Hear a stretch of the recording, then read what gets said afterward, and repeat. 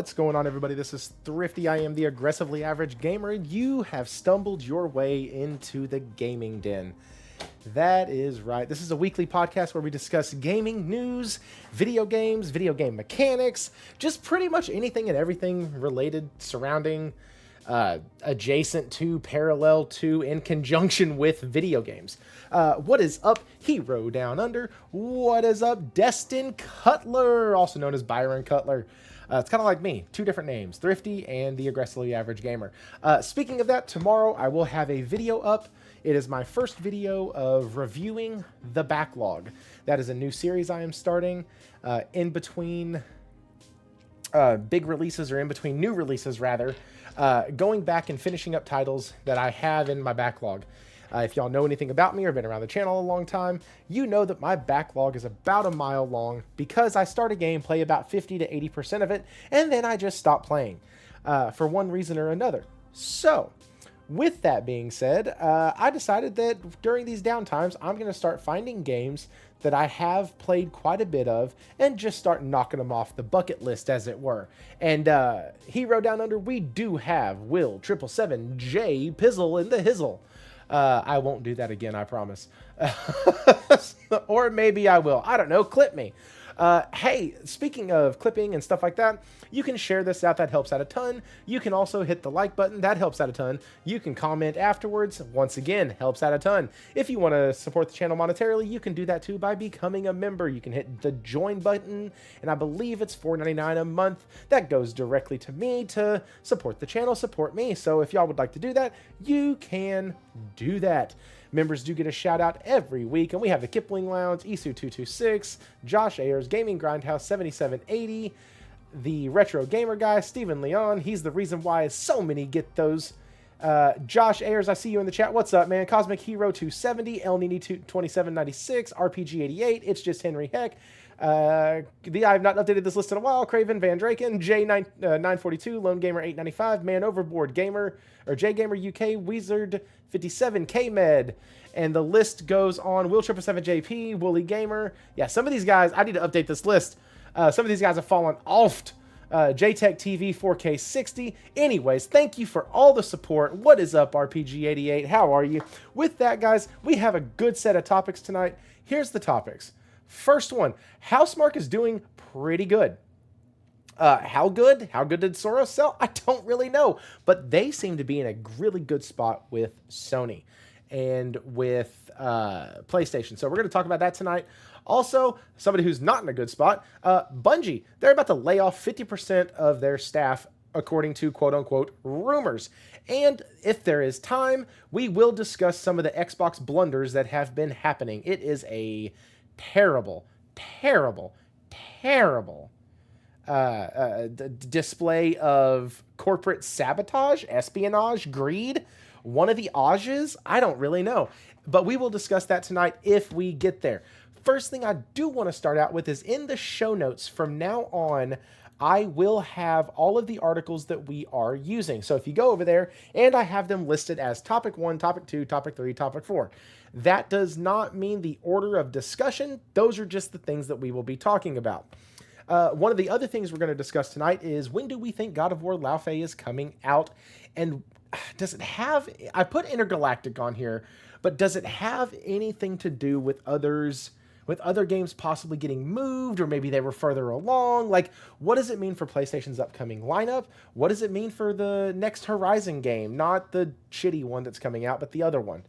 So we're going to discuss that, and then we have a couple icebreakers, or we have a starter question here, which is talking about games where platforming or environmental challenge were highly memorable. I just finished beating Shinobi, and that's what got this on my brain. And so really want to discuss that. Tonight, we do have Will 777 JP. And with that, if I can click on the right screen, we will get back to him. Bear with me just a second. This is my first time. Hang on. And here we go. Go back to that. Go back to this. And where's the button? Here's the button. Nope, that's not the button. Hang on. Hang on. I swear to God. There we go. All right. What's going on, Will? How are you doing? What's up? What's up, guys? How you guys doing? I was just caught off guard chatting with you guys right now, but I can just talk to you guys right now. So How are you? You're talking with the other playmates. That's gross. Yeah, I am. I don't know. My face is a little red right now, but let's not talk about that.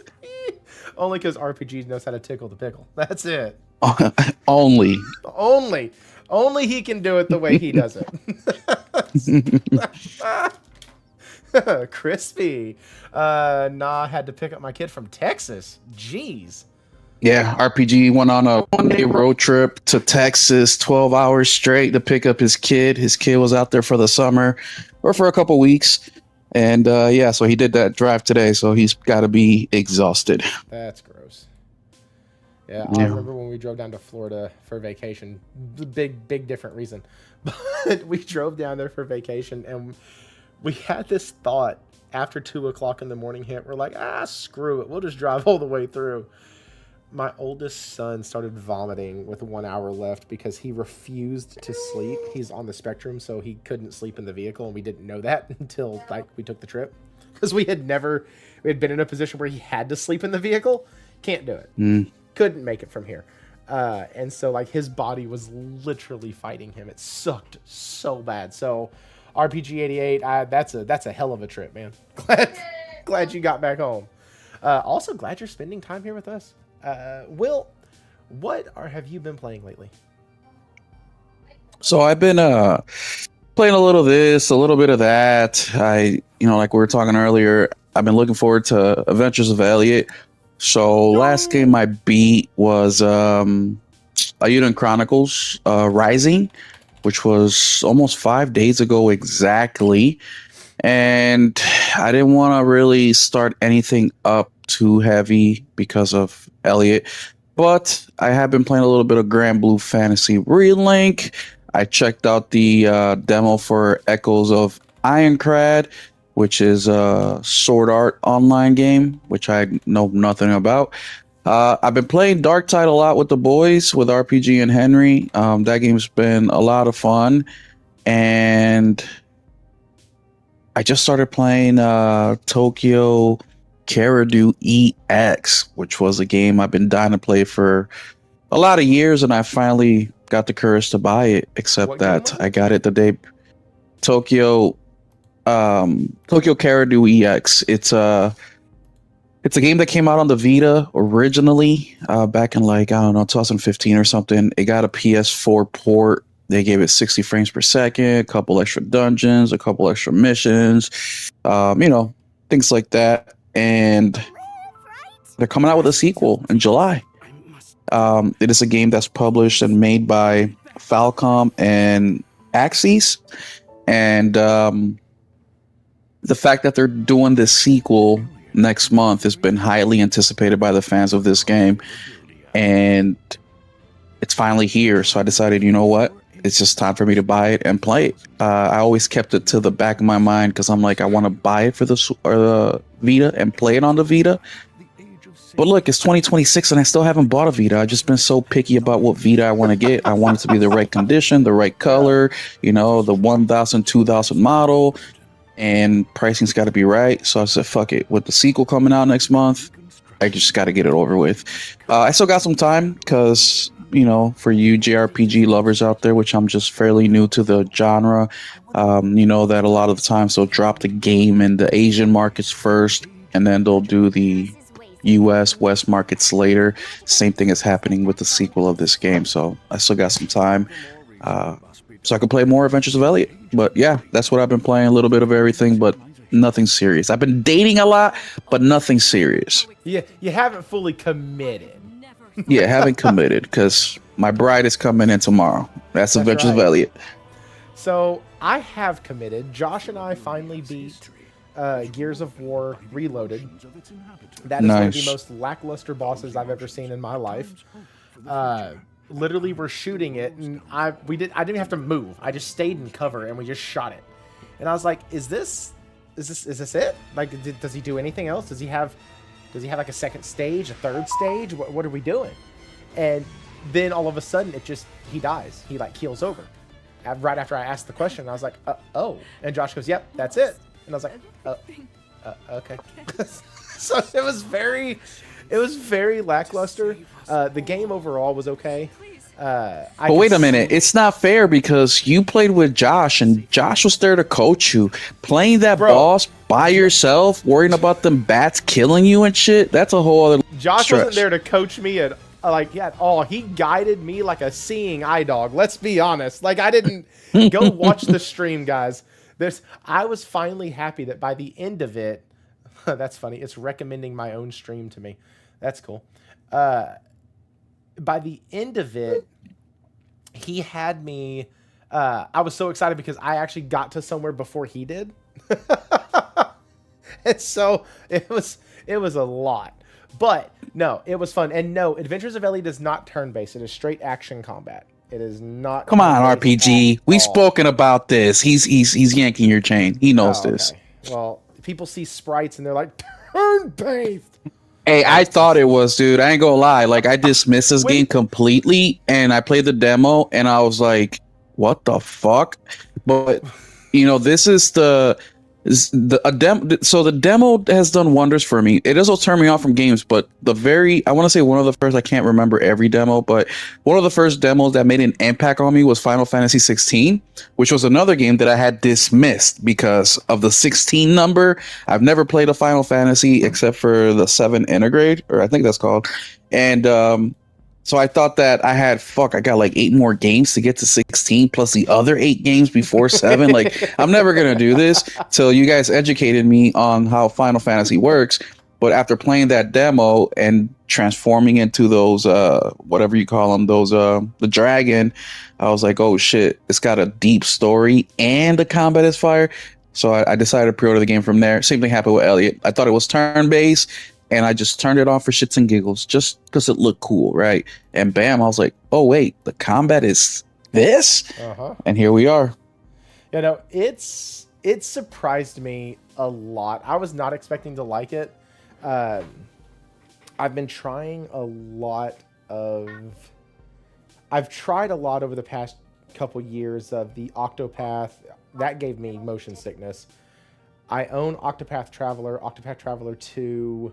I own Live Alive, and I have tried over the years to get into them at different points, and I just can't seem to make it that far. And so I was like, I'm going to play the demo before I do anything. And by the end of the demo, I was hooked. I was like, all right, cool, got it. I need to see what happens because they just did something at the end here that demos don't usually do. And I need to see what happens and where it goes from here. And so it really kind of got me. The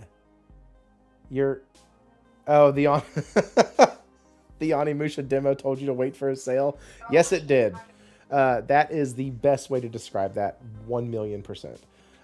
Because it told me to wait for a sale as well. It'll be in Plus before too long. Like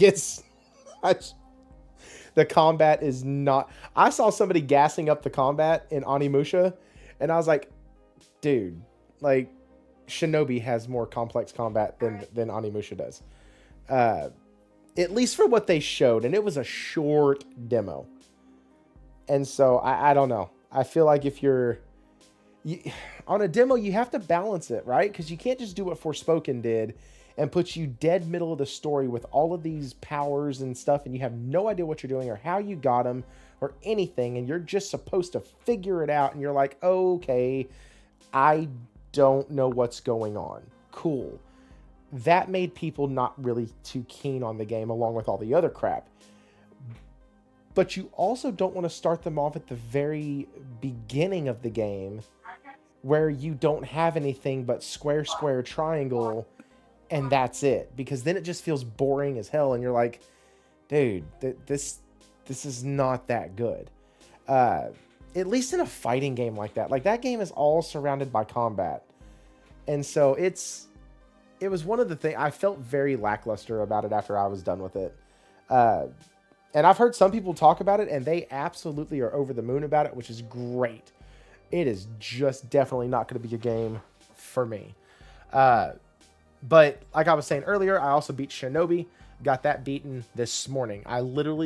Josh and I beat Gears last night. I woke up this morning and beat Shinobi because when I had to get over to the stream with Josh, I had been repeatedly dying to the there's a section right before the boss. You have to fight the boss, or you have to fight 2 big bosses in a row, and there's a section right before the first big boss where you have to like do all this freaking platforming, and if you mistime the platform at all, you die. The closest thing that I can relate it to are the square, circle, triangle, X levels from Astrobot 2. That's the level of fuck around and find out that it offered. It was a lot. If you missed one little thing, you had to go back to the start of it, and there was a little FMV that played at the start, and so you had to wait through that each time, and it was a pain in the rear end. And I did it one shot this morning, and I was like, yes, and then I took care of the 2 bosses at the end. But that, like I said, that review is coming out tomorrow. And yeah, so we were supposed to have a few more guests tonight, so this next topic was going to be a pretty cool, like, back and forth conversation between 4 different gamers. But the thing I want to talk about real quick, going from the show notes, is, well, games have been using platforming since like Mario. It's been a thing. There's been platform challenges. I remember the first Mario had the cave levels where you had to like run, jump, back jump, and then jump forward with your character facing backwards to stop the momentum when he landed, or you would fall and die. Like, there have been environmental challenges in video games for as long as I've been holding a controller. But some of them, like the cave level I just mentioned, or like the one of the square levels, which was I think the square levels were the fire levels in Astrobot 2. That's probably going to always stick with me. The horrendous platforming in Expedition 33. So it's not just always like stellar, star-studded, amazing, they nailed the landing. Sometimes it's, oh dear God, why'd you leave this in the game? So what about you? Do you have any games that the platforming or the environmental challenges kind of stick out to you? Yeah, man, there's a ton. I actually was thinking about this a while today. I mean, there's just so many. I mean, if you just going all the way back to one of the consoles that really left an imprint on me, N64, with Super Mario 64, with just the shifting levels and the clever power-ups with the going to the portals, mind-bending portals and physics with, and the puzzles to, even just something like Legend of Zelda Breath of the Wild, where the open world exploration is a freaking environmental interaction in its own. But Super Mario 64, I got a couple of them, but Super Mario 64's levels, I mean, a lot of them are just pure magic for me. Like the Bomb battlefield is iconic with his giant chain chomp and the Womp, where you can climb the mountain or fight the big ass bomb boss. Womp's Fortress had those stomping enemies, that epic slide at the end of that level. It's just a lot of cool shit that some of these platformers get super creative with, especially when they combined the platforming and the environmental stuff at the same time. But one that I really like is the Ratchet and Clank Rift Apart, with the environmental challenges, especially with the crazy dimensional rifts. Yes. That one was super cool, not because of what it is, but because of what it did. I don't know if I'm saying that correctly, but it's how it felt. Like it was it's how cool. It felt. Every time you went through a portal, you felt like a badass. You were like, this is awesome. Yeah, that's exactly why. And also, it was a time, I think, too, when during the PS5, for some of these things, it's what I remember how I felt at the time. This is more of an emotional thing for me, instead of like, well, if we look at the specs and the things you can do. But no, dog, this is editorial right now. This is not. Yeah. This just the power of the PS5 and the things that we were able to do. Like, I could have I mean, there's been games that try to do something similar, but it just never really worked how they wanted it to. I mean, even just loading levels, right? You take the elevator, or you gotta walk through the crack, so the next section can load up. Seeing that right in front of you in Ratchet and Clank, like that just really blew my mind. So that's something I'm always gonna remember forever. Another one, I know people. When I say this, people are gonna be pissed off because I was pissed off too. But in Remnant 2, when you're fighting the what do you call that one? The Labyrinth Sentinel, where it's a giant rolling cube that chases you through these tight mazes corridor. I died like 125 million times during that. That guy's a bitch. Pain in the ass. Huge. But once I got good at it, I was helping all my friends get through that level. I know. And so that was very cool. But yeah, those are just a couple outside of like Astrobot. I think that game is so good at what it did. I think the developers of that team really knew platforming. I mean, they really, really know it. I felt like that whole game was just paying homage to every platformer that came before it. It was a special thing. But yeah, those are a couple of my favorite ones right there, man. Yeah, I agree when you started talking about it, how did it make like the feeling that you had, because Nelson brought up the sound of Mario drowning, and when he said Mario drowning, I didn't hear Mario. I heard the Sonic song or the Sonic music in the back. Dun dun dun dun dun dun dun dun. Like, Lord help me. That just gave me chills, by the way. That sound is freaking distressing as hell. Like, the Sonic drowning sound on the second level of Sonic the Hedgehog 1 and 2, I believe, was just nerve-wracking. It was so nerve-wracking. But environmental challenges in games it's always interesting because a 2D game can have them, a 3D game can have them, HD 2D can have them. It's something that the developers can always get a little creative with. Like, when I was playing Sword and Fairy Together Forever, some of the challenges were these big... I just got the collection for that game. Did you really? That's it's coming Friday, yeah. It was like $60 or $80 recently, wasn't it? For the collectors?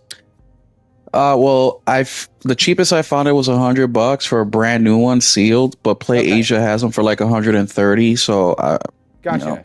You may be able to, but yeah, that's what I got it for. That's awesome, man. Have you played it?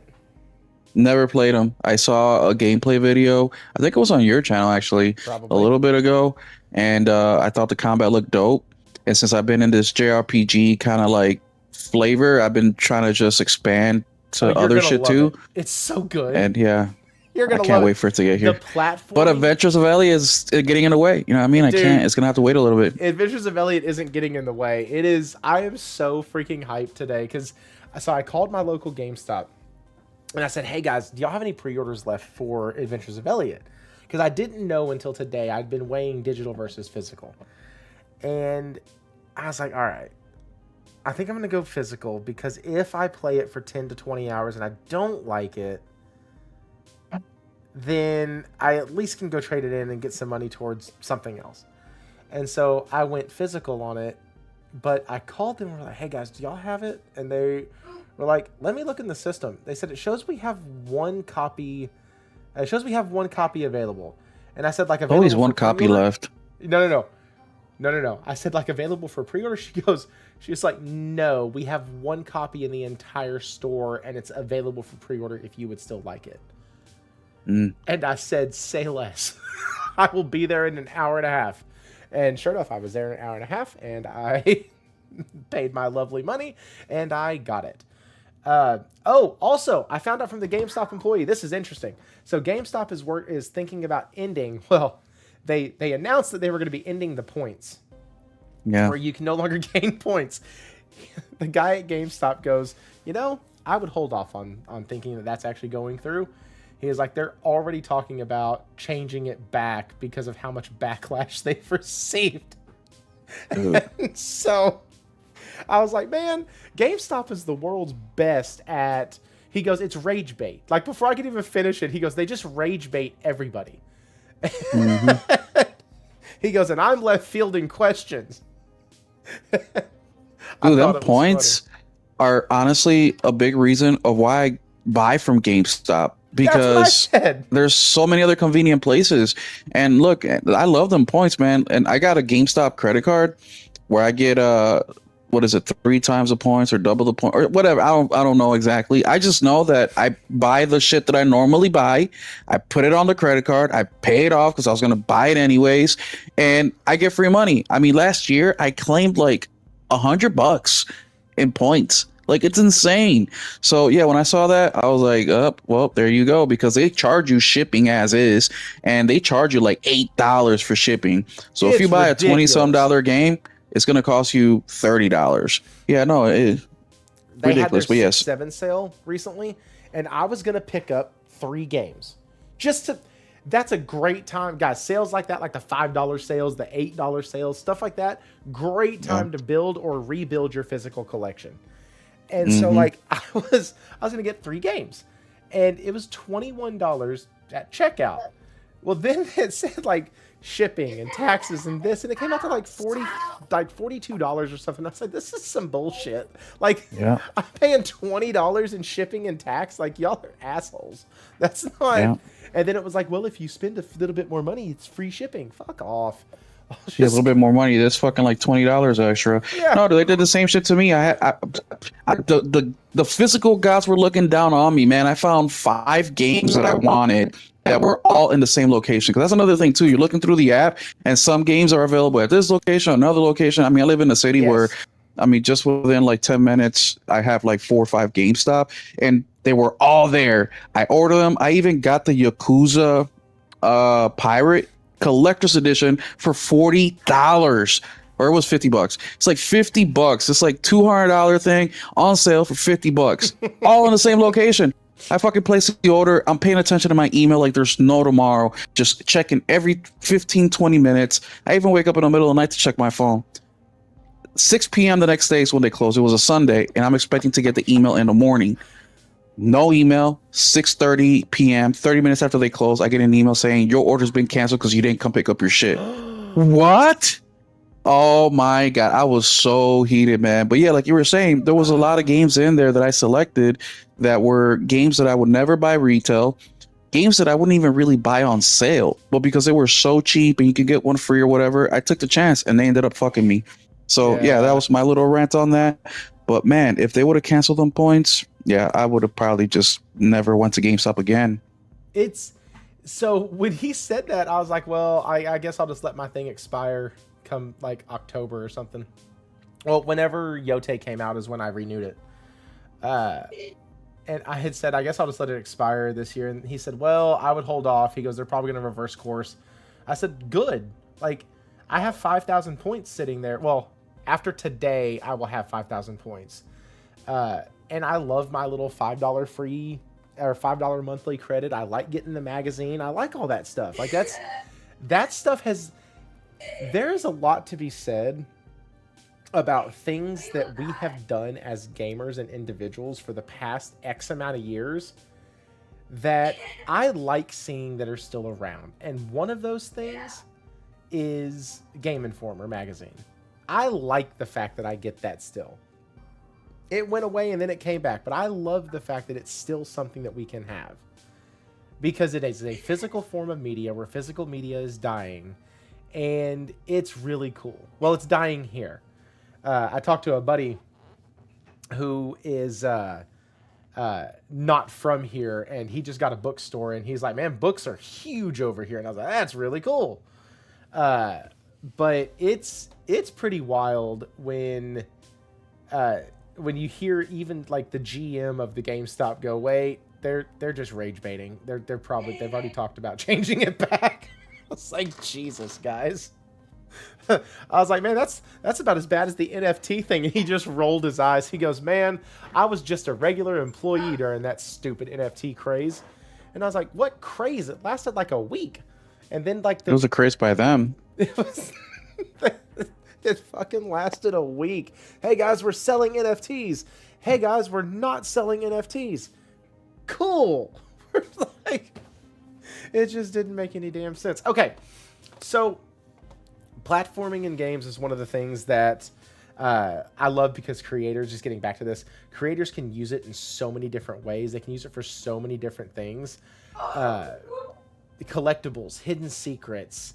Heck, in Expedition 33, it was used as a torture device. Like, they can use it in so many different ways. And it's really, it adds to the difficulty of a game exponentially. And the reason I say that is I had beat most of the first part of Shinobi, the first half, on just regular Shinobi difficulty. Finally, conversation is back on track. You're welcome. I had beat it on regular on Shinobi difficulty, and I was like, oh, okay, this is fun. Well, then they start adding in really hard environmental like challenges. You have to dash, float, dodge, jump, double jump, swing over, grappling hook, float again, dodge, press something, get to the next thing, slide over. Like, it was just constant. And every time you didn't make the jump or had to reset, it takes a little bit of health. And so I ended up having to drop it down, so the combat was borderline non-existent hard at all. Like, just easy as hell, just so I had enough health to get past the environmental puzzles in order to reach the next save spot. It was a bloody freaking mess. It was a nightmare. So, if you really like challenging platformers and you like Metroidvanias, you are going to love Shinobi. And I mean, absolutely, you're going to adore it. It's the $29.99. You can probably find it on sale for about $20. But anyways, moving on past that to the next topic, as it were. Let's do this. Housemarque they just released Saros. People were kind of unsure as to how well Saros did. And trust me, this next thing that we're about to talk about is not going to shine any light at all whatsoever in a million years on how well Housemarque did. It's just not gonna. That's not what we're here for. But we are going to talk about the studio as a whole, and it sounds like they're extremely healthy.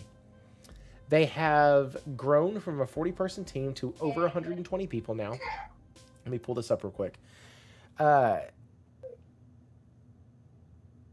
Okay, so here's what they said. This was during a meeting with the Game Business Show. Or the Game Business Show. There we go. Can PlayStation's Housemarque repeat the From Software story? The tagline that got me was this: we are truly a PlayStation first party now. That's interesting. I didn't care much about this. From Software caught lightning in a bottle. Maybe Housemarque can, maybe they can't. But the parallel that this guy, that Christopher, draws is actually pretty interesting, because if you read the article, he'll go in here and talk about how From Software kind of perfected the Dark Souls formula, and then had the big massive hit 5 games afterwards with Elden Ring. Then you have Housemarque with their smaller titles being things like Resogun, Nex Machina, stuff like that. And then they did their breakout big title in Returnal, and then they followed it up with a game that I think is sheer fucking perfection in Saros. For this type of game, nobody will play one better than Saros. They knocked that crap out of the park. And so in here, we were all talking about on the channel how we wanted them to kind of maybe branch off. This is what Nate and I were talking about. Branch off, try something different. They have now perfected it. It's time to move on. But Saros, the devs, Housemarque, they don't want to move on. They love this type of game. They are passionate about it. Listen to this. It says the new IP is typical is typical of the 31-year-old Finnish developer, a challenging, uncompromising third-person bullet hell action game with roguelike elements. It received strong reviews upon release, just like the team's previous game, Returnal. These games are famous for their fluidity of movement and satisfying controls, and they found a dedicated audience. If you get into this is the director talking, or the co-founder, sorry, talking now. He goes, if you get into the flow state, it starts to be what we call bullet ballet. It just starts to be second nature, and you immerse yourself in this world. No lie, when I finally beat the first boss, it was one of the bosses that took me the longest. When I finally beat the first boss, I had the most severe case of tunnel vision I think I've had in a long, long time, because I didn't feel myself even like moving my hands. I was just doing it. And I barely took any damage that match. I didn't get any kind of issue on the third section where the walls raise up. Nothing.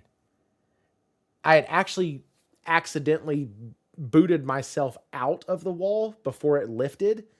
And so I was able to fight him on the outside lines, which was pretty easy. But so when they talk about that, I felt that. And that flow state is really, really wicked to actually get into. It reminded me a lot of the combat towards the end of Hogwarts Legacy, because you had so many different pages and so many different setups you had to do, and you had to just kind of memorize where all your placements were, that by the time you got done and towards the end, your hands just moved without you really realizing what you were doing.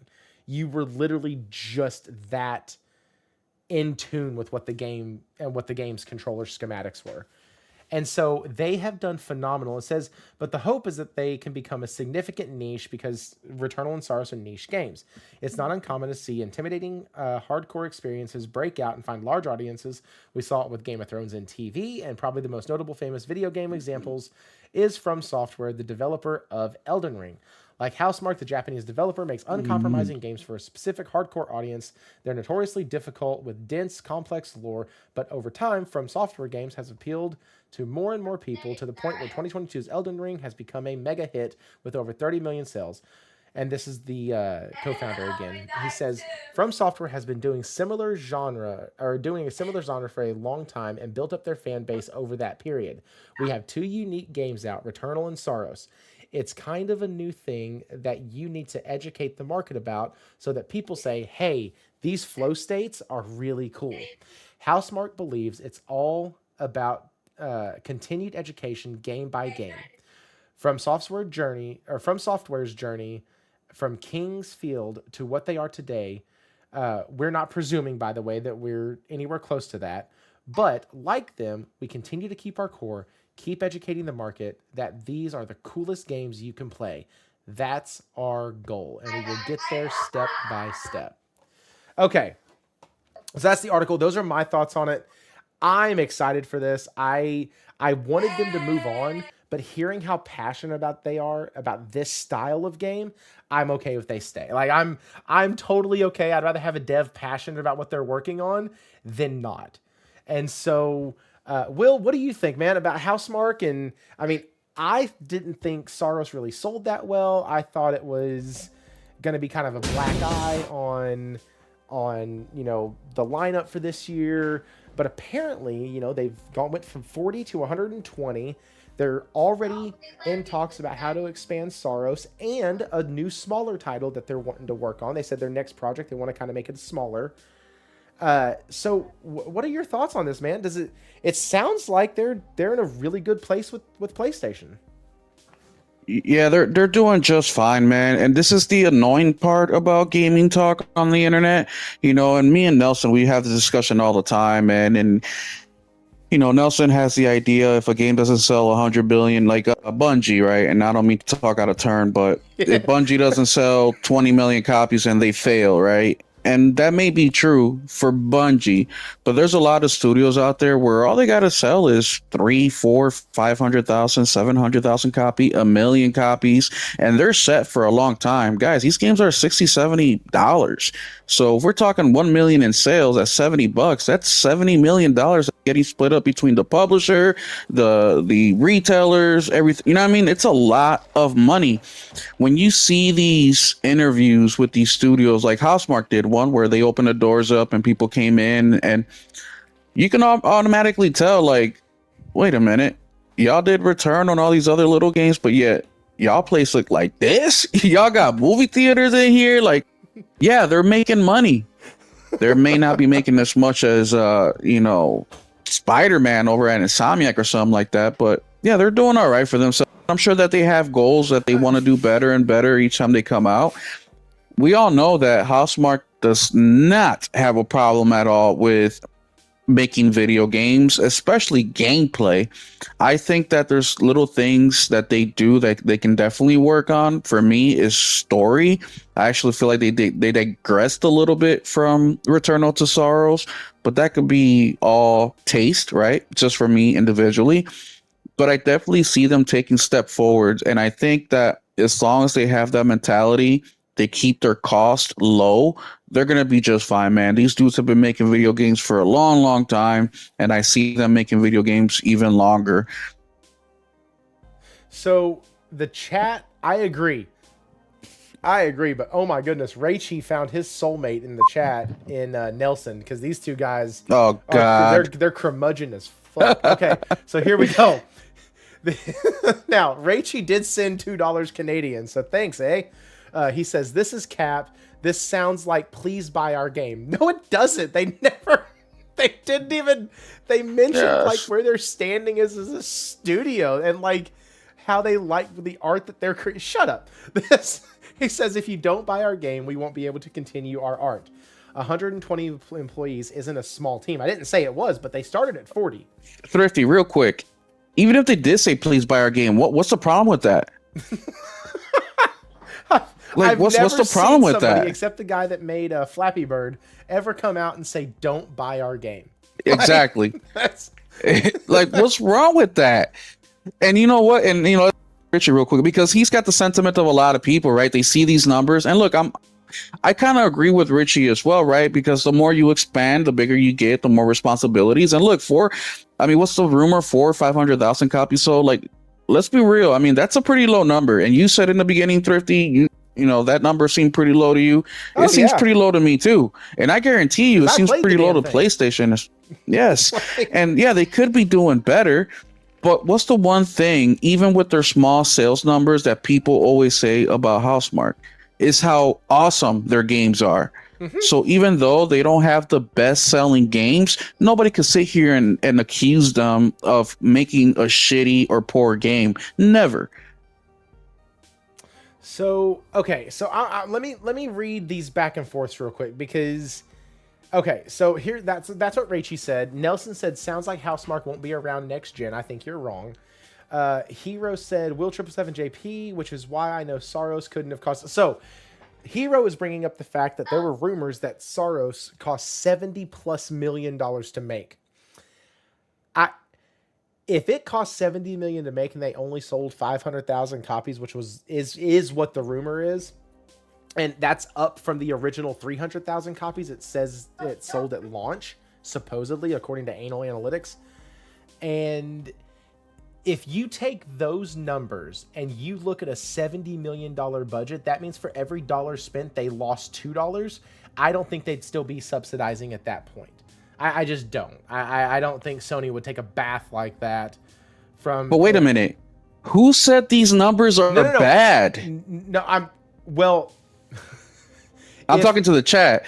Because remember, it took Alan Wake 2 years to make their money back, to break even. 2 years. There's no expiration date on it, guys. Not Housemarque. The Alan Wake people, Remedy. Okay, it took Remedy 2 years. I just hear who you said. I'm sorry. Yeah, it took them 2 years to break even on Alan Wake. And mind you, Alan Wake got nominated for Game of the Year. It got called the best game of whatever.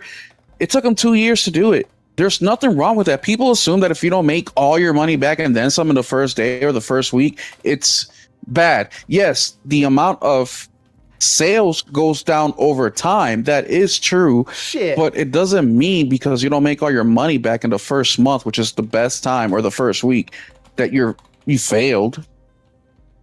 Hang on. Hey, Lords of the Fallen 2, same thing with them. It took them, I don't even know how many years before they can make enough money to call off their deal with Epic so they can put the game out everywhere else. I wasn't even going to talk about this tonight. Hang on. Y'all got to see me. Y'all got to see this because that brings up a great point.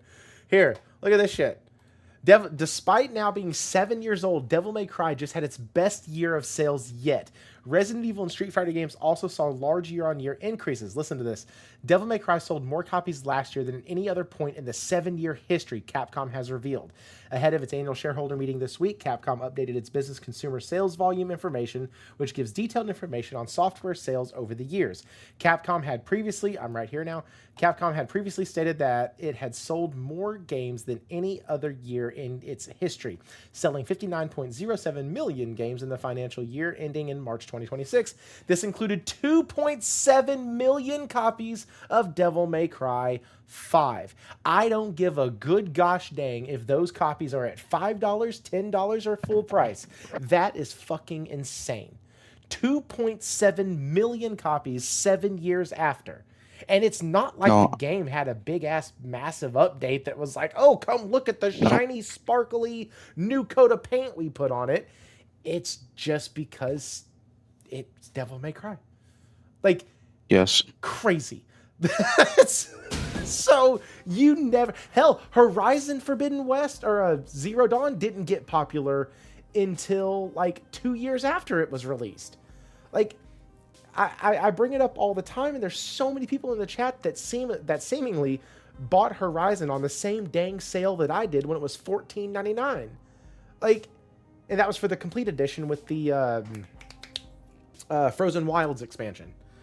Like, and the numbers I'm using for the hypothetical are from the analytics company, Alinea or whatever it is. But that's why I was speaking in hypotheticals, Corey, because if the game costs $70 million and if it's only sold 500,000 currently, that means they're probably, even going forward and stretching it out over the next couple years, they're probably not making their money back on that title. I don't necessarily see how you can have a game that can realistically be beaten in about 10 hours to 12 hours cost you $70 million. I don't know. I'm not going to get into the financials. That's a lot of ifs. Hey, listen, if you, I am not a journalist. I do not speak in factual statements all the time. I am at best editorial. At best. But remember, Thrifty, these guys want to say, oh, well, they're using or whatever they're called, right? But yet they want to use that 70 million number like fact as well. Right. You know what I mean? So you can't have it both ways. Secondly, look at when I saw Sorrows for the first time, the very first thing that popped in my head is Returnal 2. And what I mean by that specifically is, hell yeah, these guys reused assets. I'm a huge fan of reusing assets. FromSoft are kings at doing this shit. These motherfuckers have taken the Elden Ring and they've turned it into about 13 other games, okay? So I don't think that it was a $70 million investment to make Sorrows. I think it's way under that. Especially, I mean, think about this. You're telling me Insomniac, or not Insomniac, but Sucker Punch only paid, what, 60, 70, 80 million, somewhere around there for Ghost of Tsushima, the one, where they had a trajectory behind them of AAA games, huge money, huge sales, but yet they're going to give the same to Housemarque. Like, it doesn't even make sense to me that you're basically, I won't even say because I don't want to bring Xbox up, but I just don't think they spent that much money. I'm so tired. And they're going to be talked about later. We don't. I know. We were supposed to have 4 people here, and it was supposed to make it like to where we didn't have to talk about the 4th topic, but we're gonna have to talk about them. Yeah, Corey, Days Gone is a no. It is a hard no. That's not happening. Another platformer that I meant to mention. I've played like 8 hours in Gravity Rush 2. That is a very interesting title. I then looked online and saw it was like 25 hours long, and I said I can't do this game for 25 hours. So I put it down. There's no way in hell I'm spending 25 hours floating around in the sky. It's just not happening. But yeah, reused assets is great, says the Xbox fan. No, I'm kidding. Hey, listen, I played God of War Ragnarok. I know what reused assets look like, and I am totally fine with them. Hey, speaking of that, let's talk about Laufey a little bit. I have not had a chance to talk to you about it since the show, or since the showcase. Mm-hmm. So, where do you stand on Laufey? Are you excited for it? Are you against it? She's ugly and hideous, they made her terrible? Where are you at on it? What's your temperature? I'm 100% sold. So that's just it for me. So I've never really been a big God of War fan to begin with, but I'll tell you guys what I said. And me and Hero actually had a conversation on the podcast, but so I'll talk about the positives about it real quick. I like that they made her feminine, but strong. I really like that a lot, because even if we look at Ghost of Yotei and the multiplayer side of it, what's it called? Whatever that multiplayer side of Yotei is called. Legends. Thank you. If you pay close attention, the characters that you have to pick from, they all got the same walk, and it's a feminine walk. So all they did there is they literally just swapped out a skin. Instead of a female skin, it's got a male skin now. So that's something that was really impressed me, is they didn't do that. I actually took the time to build her as a character. The combat was interesting to me as well. It looked cool. The quality is there. It's a PlayStation first party studio, so I expect the quality to be there, and it was there A1. I think Logic just came in. Logic! Hey, what's going on, fellas? Can you guys hear me okay? Yeah, what's up, You can hear. How you doing, man? Good, man. Good to see you, Will. Oh. I'm glad that you heard I was coming. You decided not to show up, and I it's okay. I'm used to it by now. But then I'm also thankful that you knew I was here. You decided to come back on, so I'm thankful for that too. I told Will. He He said last time he was on, he was like, "Man, you never schedule anybody with me." And I was like, "No. I schedule people with you. People just back out." Yeah, I think last time we had a partner was Logic, actually. Yeah, probably. Isn't this like the third time we've been on together? Probably. Could be, yeah. Yeah, at least second, but I think third. Yeah, I think it's third. So welcome, man. We're just talking about Laufey. So those are the positives, right? I think the quality looks really good. I think that they made her feminine, which I really like. If you look at her look at her walking. She walks like a woman. The things that I don't like, I don't want to play as Kratos' wife. Like, I just don't want to. It's not because I hate women, because Aloy is one of my favorite characters, and I know Aloy is very hated by a lot of, but I really do like Aloy. And not only is Aloy a woman, she's also gay, and she's still one of my favorite characters. Her games are in my top 3 favorite games of all time. But I really don't care much for playing as Kratos' wife. I just don't. I don't know what else to say about that. I also said this on the podcast. I said, I know that these anti-woke crowd are very vocal. I don't really follow those guys either, but there are some points they're making. One of them is, and look, this could be conspiracy or this could be coincidence, but this fucking purple pinkish hue that they've been adding to the games that they accuse of being woke, Forspoken, Dragon's Age, Veilguard, and now Laufey. It's like, okay, we're character swapping, and we're also adding this little purple pinkish hue. What the fuck's going on? The cube also annoyed the shit out of me. The ribbons that also annoyed the shit out of me. But once again, I'm not a God of War fan, so those are the things that I can pick on. I really don't care really much outside of that. Ragnarok, I like the story. 2018, I like the story. I like the gameplay, and I don't think this game is gonna let me down on those fronts either. I think they're gonna be good for whatever they're trying to do. But the one thing that does piss me off, just like what pissed me off with Yote, is they're using the God of War to introduce this new character. That always annoys me because it's like you're kind of I don't know, like you're using me as a springboard in a way. And yeah, that's all I got to say about that. So I'm not day one or anything like that. I've never really been with any God of War game. Okay. Yeah, I agree with you about the story side of it. I'm not. I never said colors were sexual orientation. I'm just saying that it's crazy that the games that they accuse of being woke are always have this purple and pink hue. Never said anything about sexual orientation. I don't care about sexual orientation. I just want a good character. Hell, I've been bringing up Aloy because she is the thing that people will accuse me of hating, even though I love. Sorry, I'm reading the comments now, and I'm just like, what? So, yes, the cube makes me super happy. I love the cube. I love it for different reasons, though.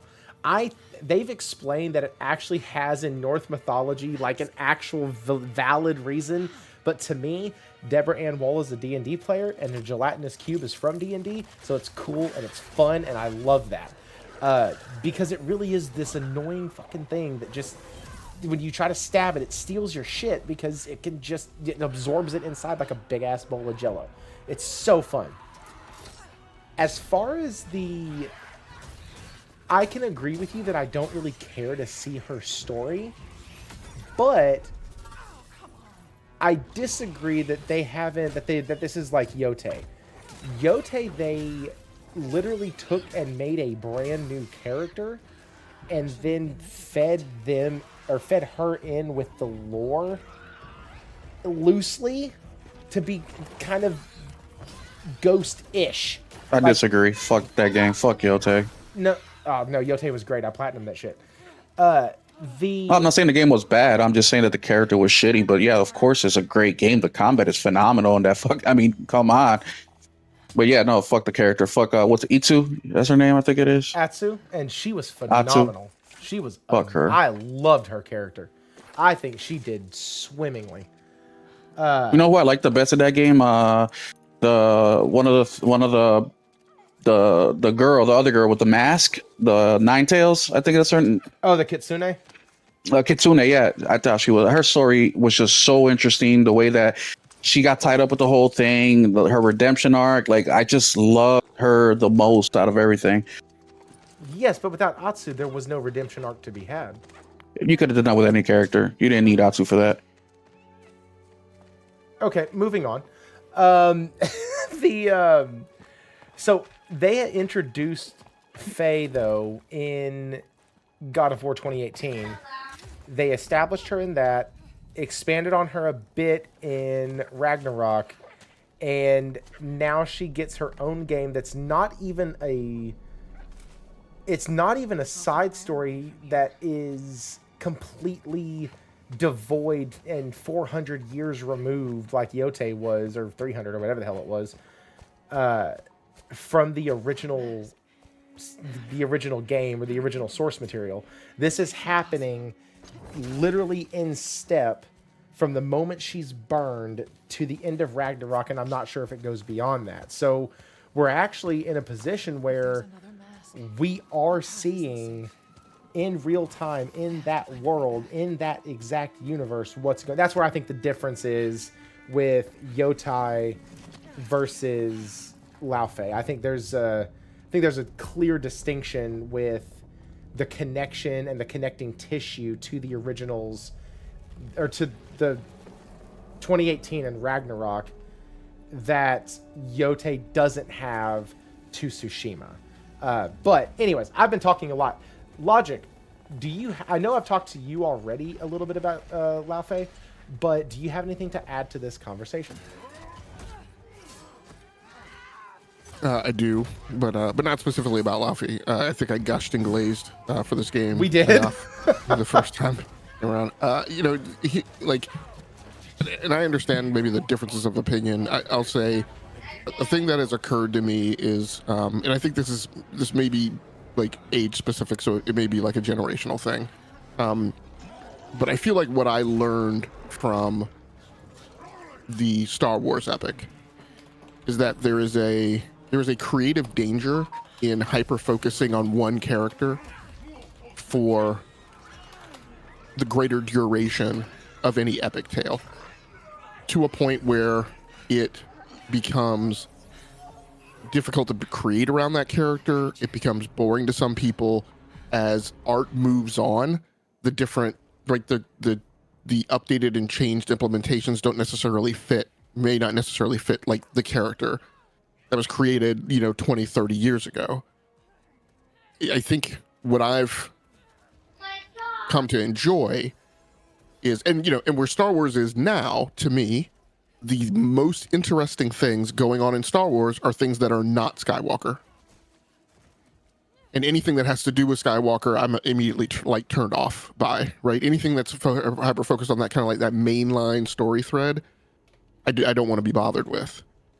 And so I appreciate how some of these, new-ish, right, literary and artistic forms are taking early steps to expand on the universe, which I feel is what Laufey is doing.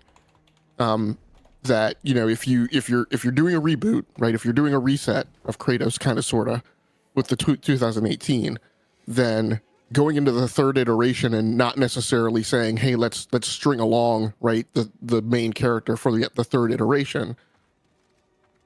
Let's start expanding on the universe, particularly right where you're now. It sounds like what Cory Barlog is doing is he's kind of making himself like the head of the God of War universe, and then creating an expanded set, right, of lore titles in different vectors. So I creatively appreciate what they're doing, and I'm fine with that going in that direction, and I'm okay and interested in it to kind of see where it goes.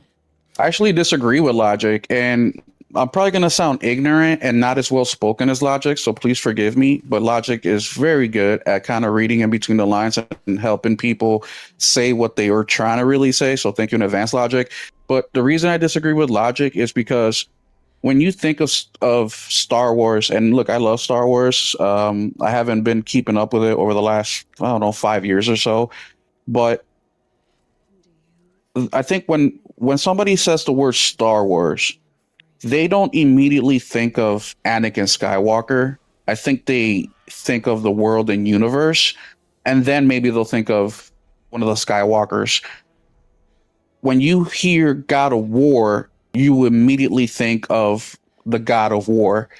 I think that it would have went a little bit better with the presentation of Laufey if they would have called it something differently, whether it's the big blue dumb giant or something else. But when people hear God of War, it's a synonym with Kratos.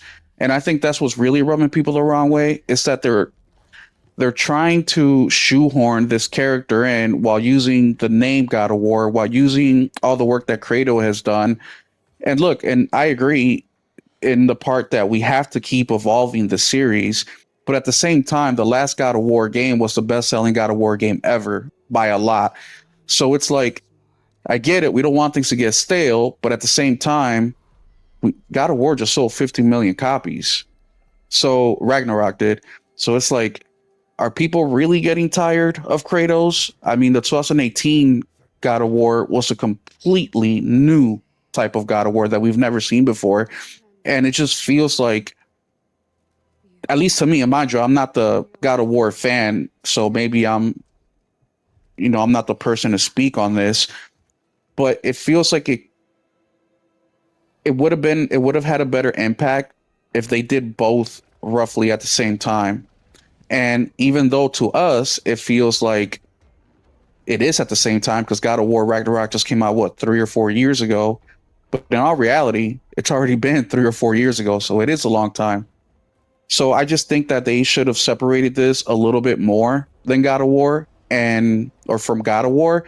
and really hook the gamer in with the possibility of it tying back to each other. And I think that's one thing that people really like the most, whether you're watching movies, reading books, playing video games, is those Easter eggs, is the way characters are written, things are laid out where you say, holy shit, this all ties to that other game, that other book, that other movie, that other whatever. And I think that's where you can get the maximum amount of impact. But right now, calling it God of War Laufey, people are just going to see it as a character swap. Now, the other thing that I will say before I pass it back is I have spoken about my cousin here before numerous times. He's the casual gamer. And I was so excited to talk to him to see what his reaction would be, because he only plays 2K, Call of Duty, God of War, Spider-Man. That is it. And God of War is his number one. He bought a PS5 just for Ragnarok. And I asked him, how do you feel about the game? And he kind of gave a similar answer as me. And at the end, he said, I'm not interested in that at all. I want to play as Kratos. Okay. So I said, what about your friends? They're on the same boat. So from that conversation that I had with him, once again, small sample size, guys, the casual gamer is not digging this at all. And that's where they need the sales to come from, is the casual gamer. That's it. I'll pass it back to you guys. Okay, so I am going to push back a little bit because this isn't an out of the blue story shift. This game actually and this. And I get it. I get it. But the casual gamer doesn't see it that way. Sure, I'm going to give a little bit of grace. Like you said, you're not a fan of the series, so this game has actually been in development for about 5 to 6 years. So while they were finishing up 2018, experiencing the sales success of 2018, and still working on Ragnarok, this was also being storyboarded for. And we don't know how long it had been storyboarded for, because Cory Barlog has been apparently behind the scenes, not working on one game, but working on like all of them. He is the creative director for the whole fucking thing. And so because of that, we actually get to see answers to questions in the lore. This is the part I'm excited about. We get to see answers to questions that were left unanswered from the first 2 games. And so I'm so excited about that, because it is going to deepen the lore that is already there, and they are going to be building on what's already there. And it's not something that it feels like they tried to shoehorn. And I can also tell that because, like you said, they actually made her feminine. Like, people are picking god-awful screenshots to grab from her, but even this that's I'm playing on the screen, like, she has curves. She looks like a woman. She doesn't look like she's like androgynous or an Amazonian with muscles bulging out everywhere. She looks very, very feminine. And so that's my one thing of pushback, is because this isn't just something that was thrown together. This has always been the storyboard. This is where everything was leading. That's why we saw her introduced in 18 as the kind of crux, the main MacGuffin of the story was getting her ashes up to Jotunheim. And so because of that, we follow that journey. And then in the second one, the people who we met in that first journey end up expanding our party. Kratos learns to trust more, kind of gets a little bit more of this companion thing going on, especially with him, Freya, and then him and Freya and the two, Sindri and Brock. I forgot what they are. They're gnomes, I think. But you have the two gnomes. You have Freya. You have Tyr for a little bit. And then you also have your son, Loki, which is Atreus. And then Angrboda. And so you have all of this teamwork, and you're also introduced to more aspects of their mom, kind of the secrets, the things of this. And every single time they've mentioned her, they have already established how powerful she is. Kratos himself said how powerful she is and how strong and how this. But wait a minute, Thrifty. You've been talking a lot about how ties into the God of War games, but that's not my argument here. But my argument isn't that something different. Yeah, it should be. I mean, look, if you ask, let's use my cousin again as an example. If I ask him, what was the story of God of War Ragnarok? All he could tell you really is that he fought Thor, and they were trying to recruit Atreus, and that's it. That's all he can tell you. He don't really give a shit about the lore, none of that. He just cares about killing shit and the combat. That's it. And that the game looks good. He don't care that things tie with each other and we can go back and Easter, and he don't care about none of that. The other thing too is, how many things have we prepared for in our life and we put it out and it just bombs completely? So God of War Laufey could have had all the preparation in the world. It could be made at the same time as God of War. Hell, it could be made even previously before that. It doesn't mean that it's going to land just because they took the extra care and effort to make a good game. At the end of the day, people care about Kratos. They want to play as Kratos, and that's what they're expecting for the next God of War. Just like the Ghost of Yote people told me, well, Ghost is just the brand, right? It could be Ghost of Italy or Ghost of whatever. I don't care about none of that shit. I care about Jin Sakai. And there was still more story to be told there. And there is no Jin Sakai. That's what I care about. I don't care where they're taking this expanded universe. I care about Jin Sakai, and they've only done one game with him. And then the last thing I'll say real quick too is with... Fuck, I lost it. Never mind. So go ahead. The thing I'll add, and I'm trying to chew through this without like coming off sounding like slanderous or insulting. You're slanderous. You're insulting. You're insulted and slanderous. I don't personally agree with what you articulated as the perspective of like what people think of when they think of Star Wars, but that's just a pinpoint statement on that analogy. So I'll move on from there. I think the most critical thing I'll say is so this in particular, this perspective that I'm voicing is one coming from the creative side of like the things I'm personally interested in, and it's not a matter of like right or wrong. It is also not tied up in like the business case of like how many units this thing will potentially sell. I think maybe in to kind of draw that out, I think a better analogy, even though people aren't going to like it, is because I completely understand most people can't stand the third Matrix movie, Matrix Revolutions, right? Most people can't stand it. But what I say about that movie is the Wachowski brothers could have very, very, very, very easily done a cash grab and banked on wire fu and made that third movie all in the Matrix and just made it about martial arts and wire work. But they chose not to. And that was a creative decision and a creative choice to go in a different direction, because that would have been the easy thing to do. And in my opinion, doing a third Kratos game would have been a super easy thing to do from a creative perspective. They're still going to do a third Kratos game. Yeah, sure. Yes. On top of this now expanded universe with additional lore beneath it. Except we'll be in 5 years from now. So we'll be, that's the thing that's going to piss people off. Yeah. And again, I'm not taking account for other people being pissed off. I will be slanderous and say, quite honestly, like when gamers and other people in other media get pissed off about something because they can't on board with the creative direction that a team is going, sometimes that makes me more interested in where the creative team is going. So, because we are the customer at the end of the day. You know what I mean? So, like you're some of the customer. You're not all of the customer, right? No, yeah. And I'm just speaking in general terms.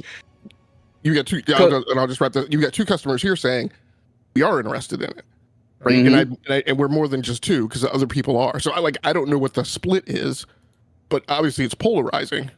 So extremely. I can't take a swag at what the number split is, but And but when I say that we're the customer, what I mean by that, real quick, that and look, I've always been part of the side that's like, let them sell me on the game. I'm not gonna sit here and request shit all day because I'm only the one person who's gonna buy it. They have to sell X amount of units to make this thing continue to work, right? So I've never been that type to just demand that they do what I want them to do. But at the same time, there is some sort of responsibility. There is some sort of customer service that you have to do. And as we continue getting further and we keep hearing the video game industry bitch that things aren't going right, at the same time, they're not listening to the customer. We've seen a little bit of a turn on that, actually a big turn on that this year, specifically with the Video Game Awards, or I'm sorry, the Summer Game Fest, the Xbox Showcase, even the PlayStation Show. We saw big turnarounds on that, but we still have a long way to go. And until the video game industry gets into a healthy state, I think that the best thing they can do is listen to the customer. And look, there's nothing wrong with saying, I just want to work on this. We need to work on this, no matter what people say or no matter what the gamers say. But I think that the risk has to be really, really calculated. And who knows, this game may be one of those calculators that may pay off, or it may be one that doesn't. But if it doesn't, I just don't want to get blamed again like they always do. I don't want them to keep saying, well, it's because you guys are sexist. It's because you guys just don't see the future. You guys cannot, you guys are too stupid to see what we were trying to do with this game. And that's what comes down at the end of the day. That's my argument on Laufey. Because I said, I'm not a big God of War gamer to begin with. I'm not like a big fan. I got no skin in the game. I'm probably going to buy it because it's that quality PlayStation first party studio game that is the reason I'm a PlayStation gamer, and that's not going to disappoint. And I can already tell that. It's just something I don't prefer, and they're not selling me on.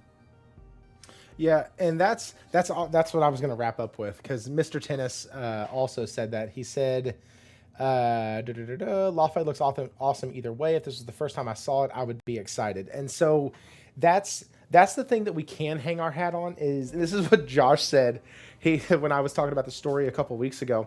He goes, yeah, but the game looks amazing. And I was like, you know what? That's not even a question. Like, the reason why I go to story concerns first with a game from like Guerrilla or Naughty Dog or Santa Monica or Sucker Punch is because I don't expect those studios to swing and miss on performance, graphics, combat, fluidity, stability, none of it. Environmental designs, character designs, I expect them to nail it and knock it out of the park every time, which only leaves story.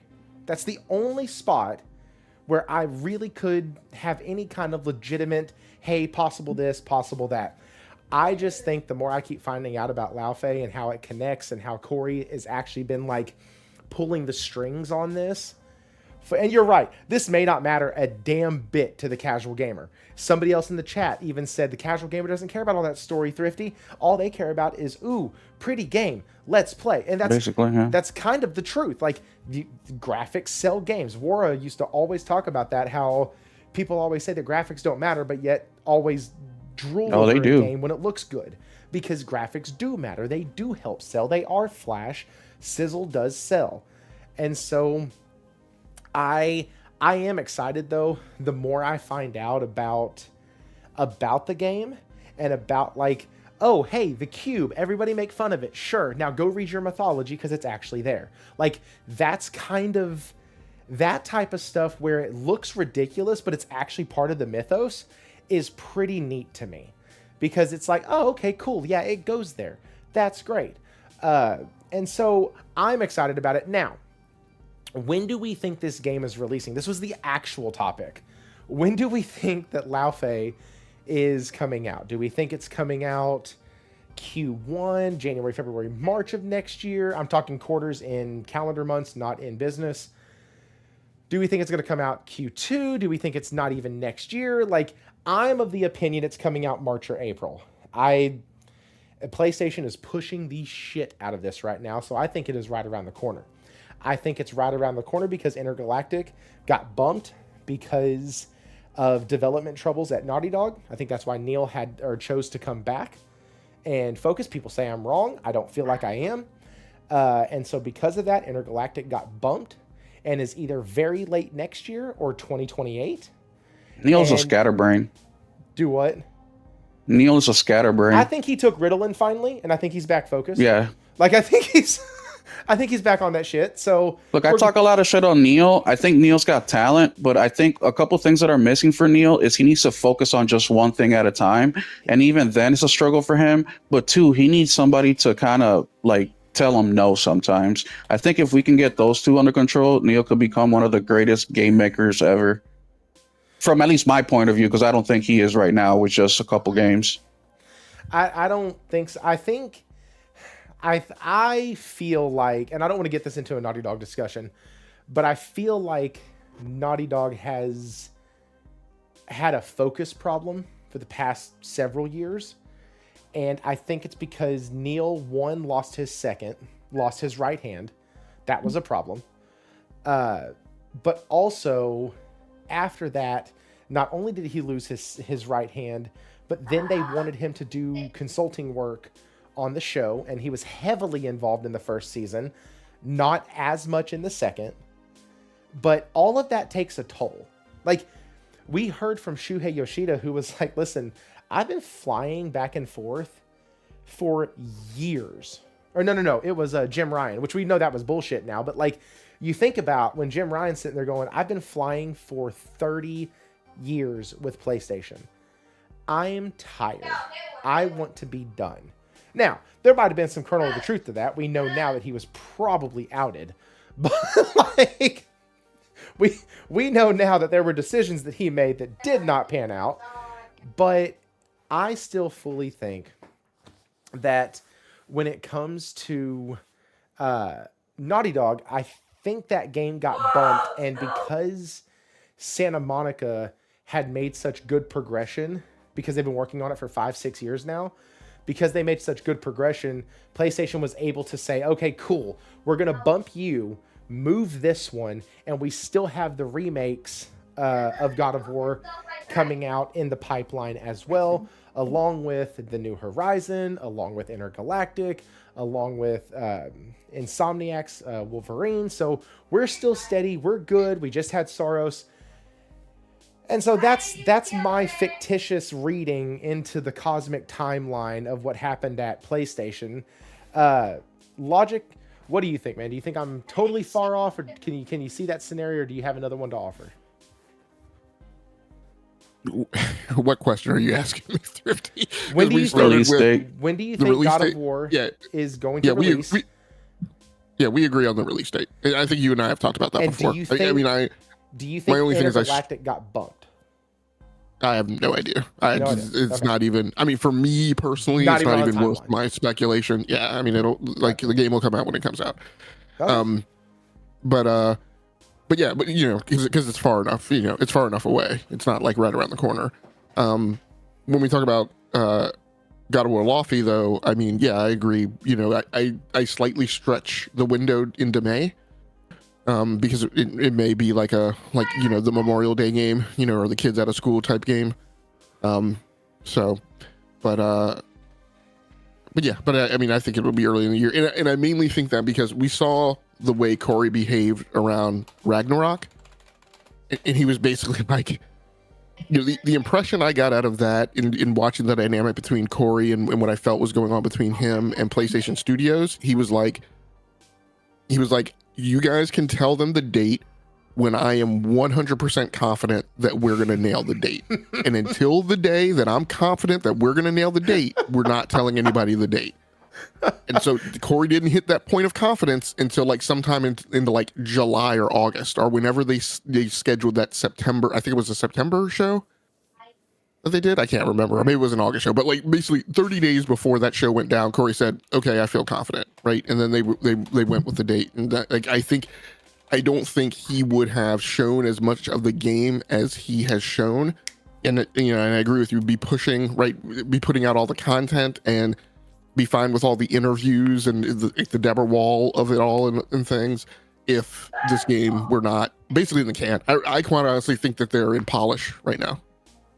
That's where I think they are. I think that, I think they're in polish. I think they are making a big marketing push. Josh and I were talking about this last night, and we were looking up, you know, download data and all that crap, like just the rankings on PlayStation. Nothing like back of the house stuff, but just rudimentary. Oh, let's see what's trending in our two respective countries. And so he goes on his. And on both of ours, both editions of Wolverine are already in the top 5 for pre-orders. In America, they're almost beating... they're only behind the double pack for Madden, and College Football 27. So like Wolverine, because my thought was, why are they pushing this so hard when Wolverine is right around the corner? You don't want to take Wolverine's thunder. And Josh was like, nah, man, Wolverine's going to sell because it's Wolverine. So that's what got us on that. Hey, let's just look and see what the pre-order like scale looks like. And sure enough, Wolverine is number 2 and 4 here. And I think in Australia, it's number 1 and 4, 1 and 3 for the deluxe and regular editions. So I think with the marketing push that they're doing, with changing their socials, with all the things we've seen, like if you go to the PlayStation YouTube channel, there's so much stuff on there about God of War Laufey. I think it's coming pretty quickly. But you know, let's jump into the next one. I didn't get to answer. Oh, did you not? I'm sorry. You and I had a back and forth at the beginning. You skipped me. My bad. When do you think you hurt my feelings? You don't have feelings. So real quick, logically, no pun intended. Logically, you would figure this game's coming out soon. I would put it in the first quarter of 2027. But knowing PlayStation, I wouldn't be surprised if that game comes out at the end of 2020. Secondly, wait, you cut off. End of 2020 what? End of 2027. Oh. Secondly, I don't think the marketing push is necessarily because the game is ready to come.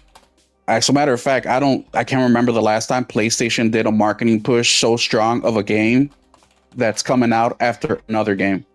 I think that the marketing push in reality is to get people warmed up to the change. That's what the marketing push is for, in my opinion. I could be wrong because I just never seen PlayStation do that. I seen PlayStation milk whatever game they're going to put out, solely focus on that game. If you wouldn't know any better, you would figure that God of War will be coming out before Wolverine does, which is crazy to me. But yeah, logically, you would say it's the first quarter of 2027, but I don't think so. I think Sony is just stalling for time and trying to shake hands and kiss babies with God of War. That's why the marketing push is so strong. Yeah, Josh just said marketing push. They put a banner up. Yeah. Banner up. You know how many videos they drop? Dude, they dropped God of War so alone? many videos. Fucking interviews, all sorts of shit.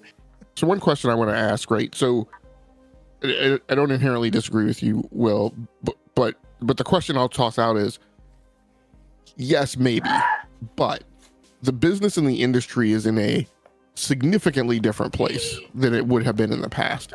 You have essentially hit a point where you've kind of stalled on hardware sales, with the saving grace being the anticipation of the ramp up to GTA. You have Nishina, who has said, hey, one of the things we're going to focus on, and this is great to hear from PlayStation, because we're hearing the same thing from Fukuhara over at Nintendo, is a focus on first party content, right? Giving people a reason to buy the box. With the industry where it is now, I wonder, and I'm not taking into account where their production pipeline might be, but do we think that maybe there is more of a steady drumbeat, steady cadence, rolling thunder type of campaign to platform off of the sales that are going to be, right, that are going to apex from GTA 6? So you put out Wolverine, that ramps you into GTA 6, you get Bonga sales. You want to sustain that sales crest. It won't be as big, but you don't want it to drop right to near zero, or like the 50% cut that they had in calendar year Q1 of this year. So is there your Wolverine GTA 6 within, say, 4 to 6 months after GTA 6, you get a God of War, and then there's continued stack content behind that? You know, Thrifty and I earlier today talked about the TC cars and voiced, God of War remake, or other content. Can you guys hear me? Yep. Yeah. In a normal universe, I would push more towards that, but the reason I don't, it's a combination of things, because with the live service push that PlayStation's had over the last couple of years, that's fucked up a lot of shit. So that's really throwing off my predictions. But right now, currently, as it stands, PlayStation is still on pace to challenge the PS4 very strongly, if not beat it. We still have GTA coming out, which is going to be a big boost. We know that. But the only reason I'm questioning the whole let's continue, selling the box by selling the software is because PlayStation has been so quiet on first party games. I just feel like PlayStation is never going to be or put themselves in a position where they're going to put out what they have just because they have it. There's always an ulterior motive for them of when they put out games. Now, I'm not saying they sit on games for years to come, but we live in an era now where third-party games are sometimes selling a box better than a first-party game. We saw that with Hogwarts Legacy. Just the marketing on that game alone sold out PlayStation. People thought that they could only play it on PlayStation 5. So, yes and no. I know that's a shitty answer, but PlayStation's making more money than ever, right? And that's another thing that's kind of throwing, putting their foot in front of me, because just knowing PlayStation and how they deal with money and finances and the way that they put games out and how there's got to be a purpose for everything. I don't ever think that they have the customer's best intention in mind. And what I mean by that is the output of games. And what you're describing to me is a benefit to the customer. But who knows? I could just be full of shit. I don't know what I'm talking about. No, I think the next little bit's going to be a huge benefit. We've all been kind of talking about that on our independent shows and outlets. The next 8 months of gaming is absolutely stupid. I think I told you there were 8 games I was looking forward to heavily, and then I started talking to Nate, and he mentioned 3 others. And then I started talking to Josh, and he mentioned 2 more. So now there's 13 games over the next 8 months that I'm like, hey, these are all fantastic. Oh, sorry. Starting in August. 8 months starting in August. There's 13 different games that are coming back, or that are coming out, that definitely have my interest. Now, you won't sell your pets, Fox? That's a good thing. I'm glad. It's... bro, the internet have your interest. I literally spoke to my accountant day before yesterday. He was pissed off at how many pre-orders I got. Like it's a real thing. There is a ton of games that are coming out, and if I was telling Josh this last night, I was like, dude, I already have 4 games within like the first 4 months, if Laufey hits, that I'm gonna want to purchase.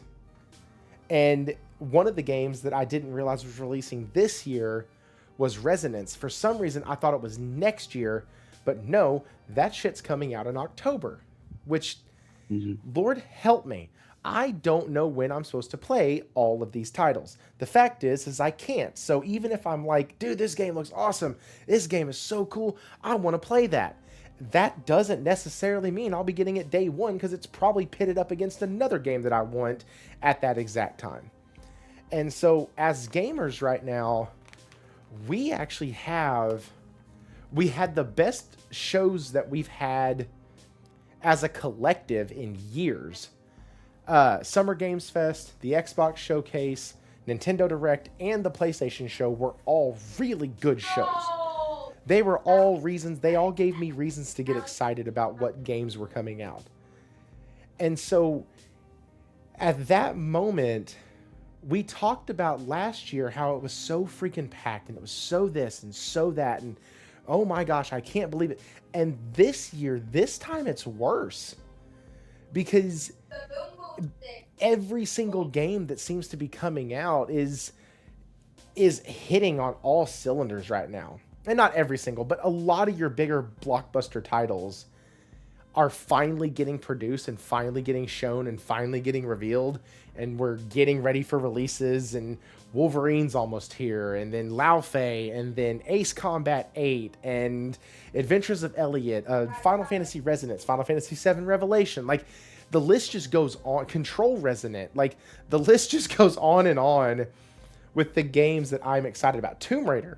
Shit. There's so many things coming out. It's such an exciting time. And yeah, if this is if this is what it takes, and this is where the industry is finally getting caught up on, then let's go. I'm This is a bad thing. Do what? This is a bad thing. Why?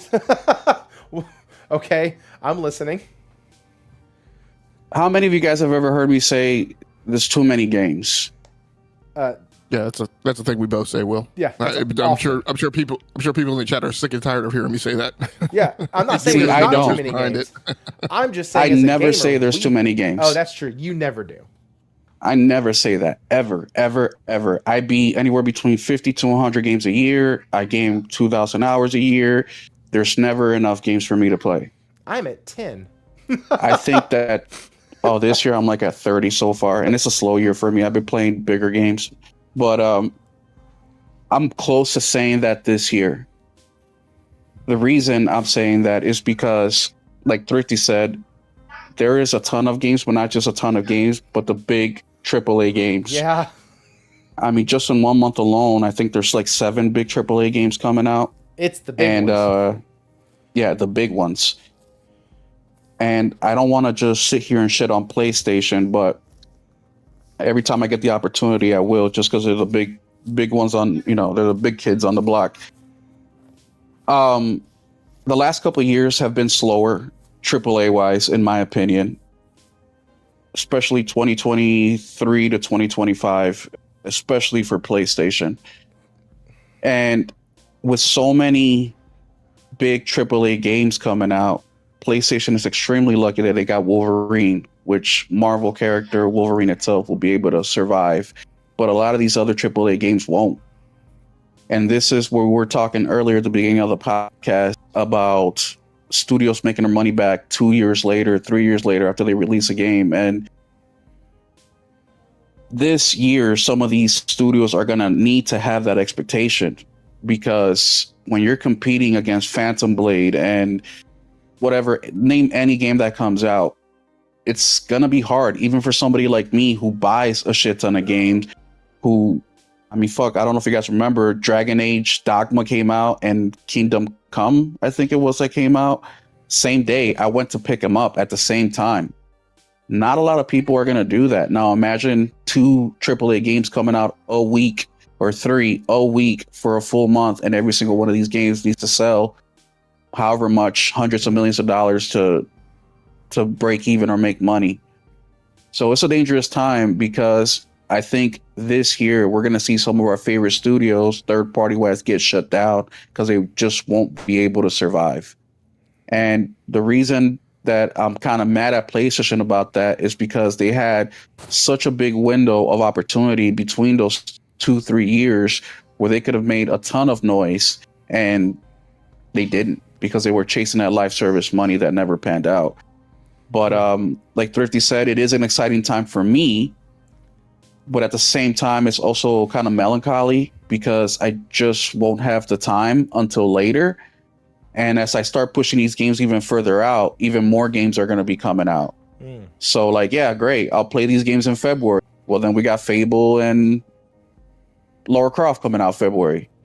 You push it out later, then you got God of War coming out, right? Yeah. So it becomes a problem for us.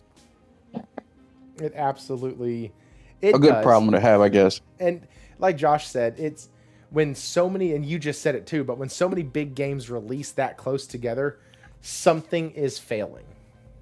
Something is going to get chopped. Is it? And also, why this year? You know what I mean? Like, why is a convergence happening this year? I have a thought, and we will talk about Xbox a little bit. Guys, hit that like button. We've been here for an hour and 45 minutes now. Hit that like button. Subscribe if you're new. If you're in the chat hanging out, or if you're just listening, come to the chat, say something, say hey, whatnot, what have you. Let's talk about this a little bit, because one of the things that I think Asha said that was actually correct is that the gaming market had a big, huge boom. And this is not just like a new idea from her, but she's the most recent person that I've heard say it. The gaming industry had a big, huge boom in 2020 because of COVID. When it had the boom, it has never been able since 2020 to repeat that same success because of COVID. And so there was a big adjustment that happened. all of us had discussed that adjustment, and combine that with Sony trying to do a live service push because they saw the live service money and wanted that money. Hold on real quick, Thrifty.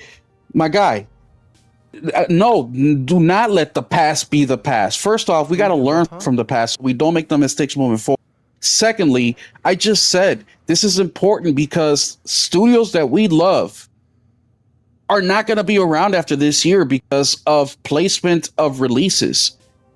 Like, how do you not care about that? Yeah, we're getting the game this year that we'll have the option to buy, whether you buy it day one or a year from now, you get it on sale. But do you not care that the studio's going to be closed, shut down, and no longer making games? Just a question for you, because I think about that shit. I don't want my one game, my 60 hours of fun, 20, 30, whatever hours of fun to be the last of that thing that I really like. I want them to continue on, even if they make a Laufey that I don't really care much about. I mean, I think the thing is, Will, is that I don't disagree that like there's an acute convergence problem like in these next 3 or 4 months, but like we have the data before this time that this is not a like convergence new problem that's occurring in 2026. Like we had the data last year that said buying behavior that you represent, that a lot of us represent, we're 4% of the market. Big time. 4%, right? 30% of gamers, right? To go through Matt Piscatel's thing, 30% of gamers will not buy a new game this year. Yep. So when I say I do all the time say that there are too many games, that is a truth. If this were hardware, right? If this were physical stuff, we would have the same problem. When the market is flooded with too many cars, right? There are more cars than people can buy. And so cars wind up sitting on the lot. That creates a problem. And Logic, I'm sorry. Just to take your car analogy, not just too many cars, but also just as many cars getting repoed. So it's a big thing. Nelson. Yeah, I don't disagree. You lost me a little bit. I don't understand how digital games get repossessed. But what I mean is the studios are getting repossessed. Studios are getting shut down. So yeah, there's too many cars flooding the market. But yet at the same time, on the opposite side, we're getting a shit ton of studios closed down too. Yeah, I mean that is the ripple effect, right? And so, not to dissuade you or Hero, right? But this is a problem, and it's going to continue. Like even if you don't have games coming out on top of each other, we just have an oversaturation of inventory. We have too many games, more games than people are willing to buy. And then and I'm not saying you're saying this, right? But I'm throwing this shade at other people who, certain content creators and influencers who are running around saying, the market's on the verge of a crash. I'm like, the market continues to produce supply, right? Continues to provide supply, regardless of the fact that people aren't buying. And then you guys who are saying the market's now on a verge of the crash are the same people who are running around championing consolidation in the acquisition. Yeah. And I'm like, and so I'm asking those people now, I'm like, so consolidation's good, right? Acquisitions are good, right? Let's aggregate all these. Hey, layoffs are good now. Remember that. Layoffs are good now. Layoffs are good. Xbox has laid off 4,500. That publisher was at a headcount of about 22,500 people. They have laid off 4,500 people since the acquisition completed, and they are probably about to lay off at least several hundred more. Like if people go, oh well, the whole industry is having a problem laying people off. I'm like, the whole industry isn't cutting 20 to 25% of their workforce. It's in the span of 24 months. Let's not again, scope and scale matter, right? So I'm sorry, I'm on my rant. No, great. I didn't mean to get on my rant. That's awesome. Keep going. Keep going.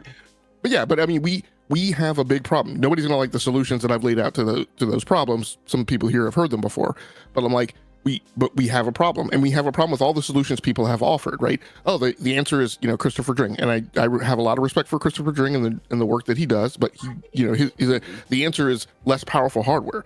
I'm like, Chris, how does that solve anything? I'm like, we currently have hardware that people already don't regard as powerful enough to warrant their need to upgrade. Yep. So how is less powerful hardware going to fix the problem? All this discussion of, well, we need to focus on indie, we need to focus on AA. I'm like, do you yuckleheads not understand that like 15,000 AA and indie games came out last year that nobody gave a shit about? Yep. The only person who has properly articulated that, besides myself, sorry to pat myself on the back, has been Joseph Fares. You should. Who said that on the Game Business Show. right? Well, also Logic, and I think they're saying that because you get the onesies and twosies that's a million. So now they think that that's sustainable for the whole industry, and it's not. That's just the rich getting richer and the poor getting poorer, or the one guy hitting the Powerball. It is the yes, it is. Well, it is true, and this is the huge problem that people have with data. Right. My main thing that people dork up with data, and we'll probably talk about it tonight, right, is mixing up causality and correlation. They are not the same thing. Just because something happens to happen at the same time as this other thing doesn't mean that one thing caused the other. But people also dork up this notion. Now I've lost the thread on it. I just had it in my head, right? But yeah, people dork up the notion that, hey, because like out of the 10 top selling games this year, like 6 of them are indies, then that means everybody should do indies. No, yes, while it can be true that the probability of getting a blockbuster is higher now, right? So maybe there's a little less risk, but I mean, we're talking like 1-2% risk. We're talking about like your risk has gone from, it's 8% likely that you're going to be successful to now it's like 9.7% you're going to be successful as an indie or a double A. That's not a huge number. That also doesn't mean double A's and indies are making money hand over fist, right? And I've talked about those numbers before, like the fact that 92% of the games on Steam of the new game revenue on Steam, 92% of that money is earned by like the top 10 games, new games per year. Yeah. So again, like 18,992 games come out, right, in a 19,000 game year. And all those games like struggle to make over 100K, right? Which doesn't pay the salary for one software developer. So I mean, and I hate to say it, like and while I get what and I'm going to try and tip through this, I understand what you're saying. Well, that there's a threat that studios we love are going to be closed down, and I'm with you. I don't want the studios that I love closed down, but I will say, the sad thing is there need to be less games made, and that means that there need to be less development studios, and that means that there need to be less developers. And I don't say that because that's what I want. I say that because that is what the market is trying to tell the suppliers, that is all they are willing to support. Well, and so we didn't talk about Bungie a ton. I mentioned it in passing. But Bungie is they're rumored right now to be laying off about 400 people soon, about 50% of their staff. That's the rumor. That is a continuation of the report from Jason Schreier back in March. We now have added fuel to that by somebody somewhere who thought they heard a noise and a cricket farted in West England. So that meant that this was going to happen. But if this is true, and people are saying that it's the worst purchase that Sony's ever made, they're probably right. People are also saying that Bungie has had the worst management that they've ever had in their history. That's also probably true. But we covered, and this is something that I just thought of as Logic was talking, I covered on this channel, on this exact podcast, like 4 or 5 weeks ago, there was an article written that single-player games are seeing an uptick, a pretty significant one actually, and mega multiplayer games in the same vein of Fortnite, Roblox, things like that, are actually seeing a pretty significant decline, where people aren't spending as much time with them as they used to, and they're starting to travel back over into that single-player story-driven slot. And so Bungie, not being able to deliver adequately, as I'm going to give a disclaimer like Will did earlier. I am not a Destiny guy. I am not a Bungie guy. Never been a Bungie guy. I know jack diddly shit about Bungie and their inner workings.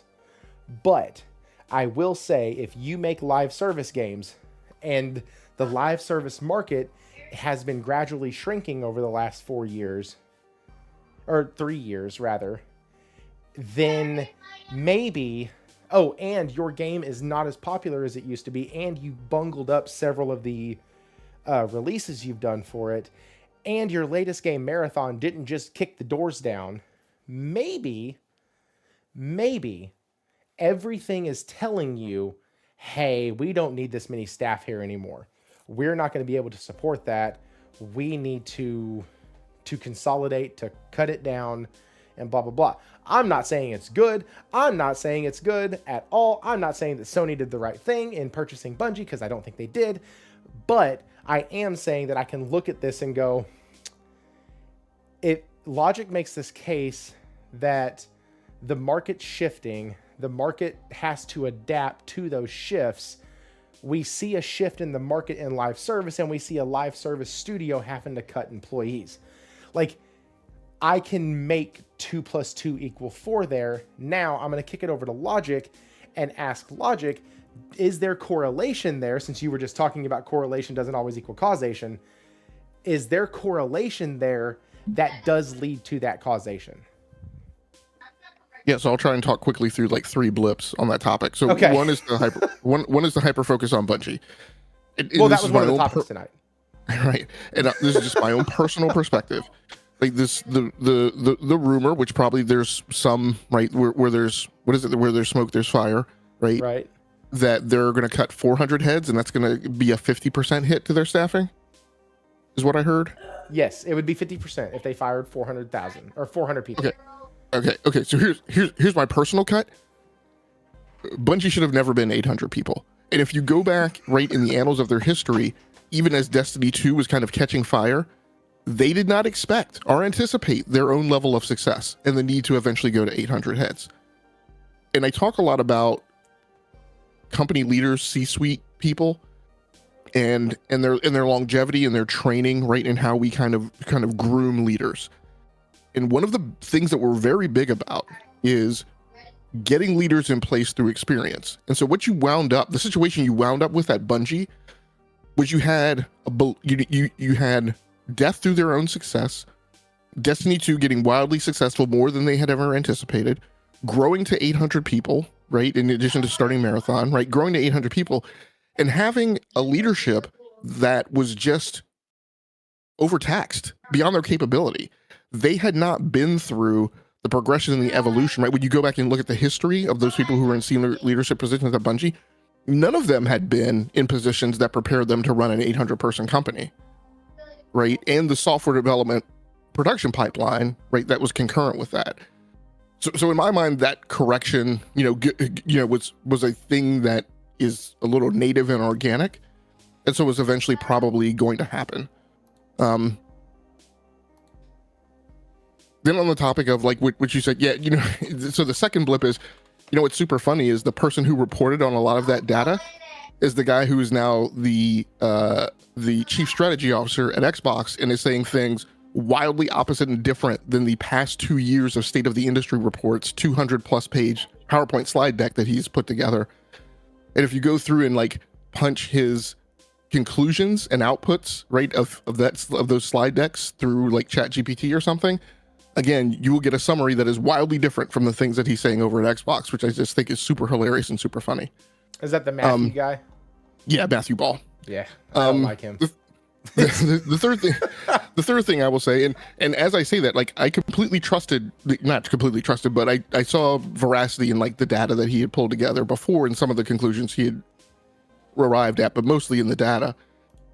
And what he asserted was that, like, yes, those declines are happening, but they're not big enough to be structural. And what he meant by that is like, it was too early to say like there's a flip happening in the market, right? But definitely there are crevices in the seams where when you're greenlighting projects and you're making bets, and this has been the case for a very long time. The data just kind of corroborates it. Like, for a very long time, we've been at this point where I'm like, bruh, it doesn't make any sense to go after live service. Like, that space is already saturated. Was it Cliff Bleszinski used to say there's like for every like major product category, there's a room for 3, right? Which is an overly stringent rubric. And I don't necessarily agree with 3, but like there's a limited number, right? And kind of what we've seen from the Black Hole games is like, there's like 10, right? And then there's probably another 10, but those are definitively like tier 2. And they do not make like the bonga billions of dollars that the tier 1 makes. And then you get beyond that, and if you pop a live service game, you're probably just sending it out to die, right? Your probability of success is incredibly narrow, and you have to, that baby, that infant calf, right, has to live through what I call the second major content drop, right? So it has to live through 2 seasons at least to see if it's gonna even have the traction to be a long-lasting going concern. And it's a struggle just to get to that second content drop, right? Just to get to those, first 6 to 9 months of survival. So, I mean, these things aren't necessarily, I don't want to say rocket science, but like not foretold. Like it's not like there haven't been rumblings of these things, kind of foretelling this. And so, we're seeing some of the impact of that now. Yeah. Will, you have anything on this one? Yeah. Is this going to be more general? But look, one thing that I know for certain is I'm really good at sales. All right. I've made a living in sales, a great living in sales. I have gotten awards, training, all sorts of shit. I know how to sell shit.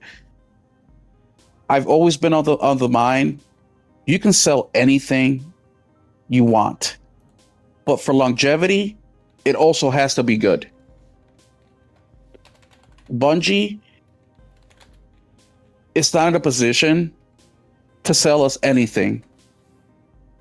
They can't sell us anything, and the shit that they have to sell isn't good enough. And not in the sense that Marathon sucks, because I actually like Marathon. It's actually the first live service game that I've stuck in more than 20 hours in since Helldivers. But it doesn't have that mass appeal.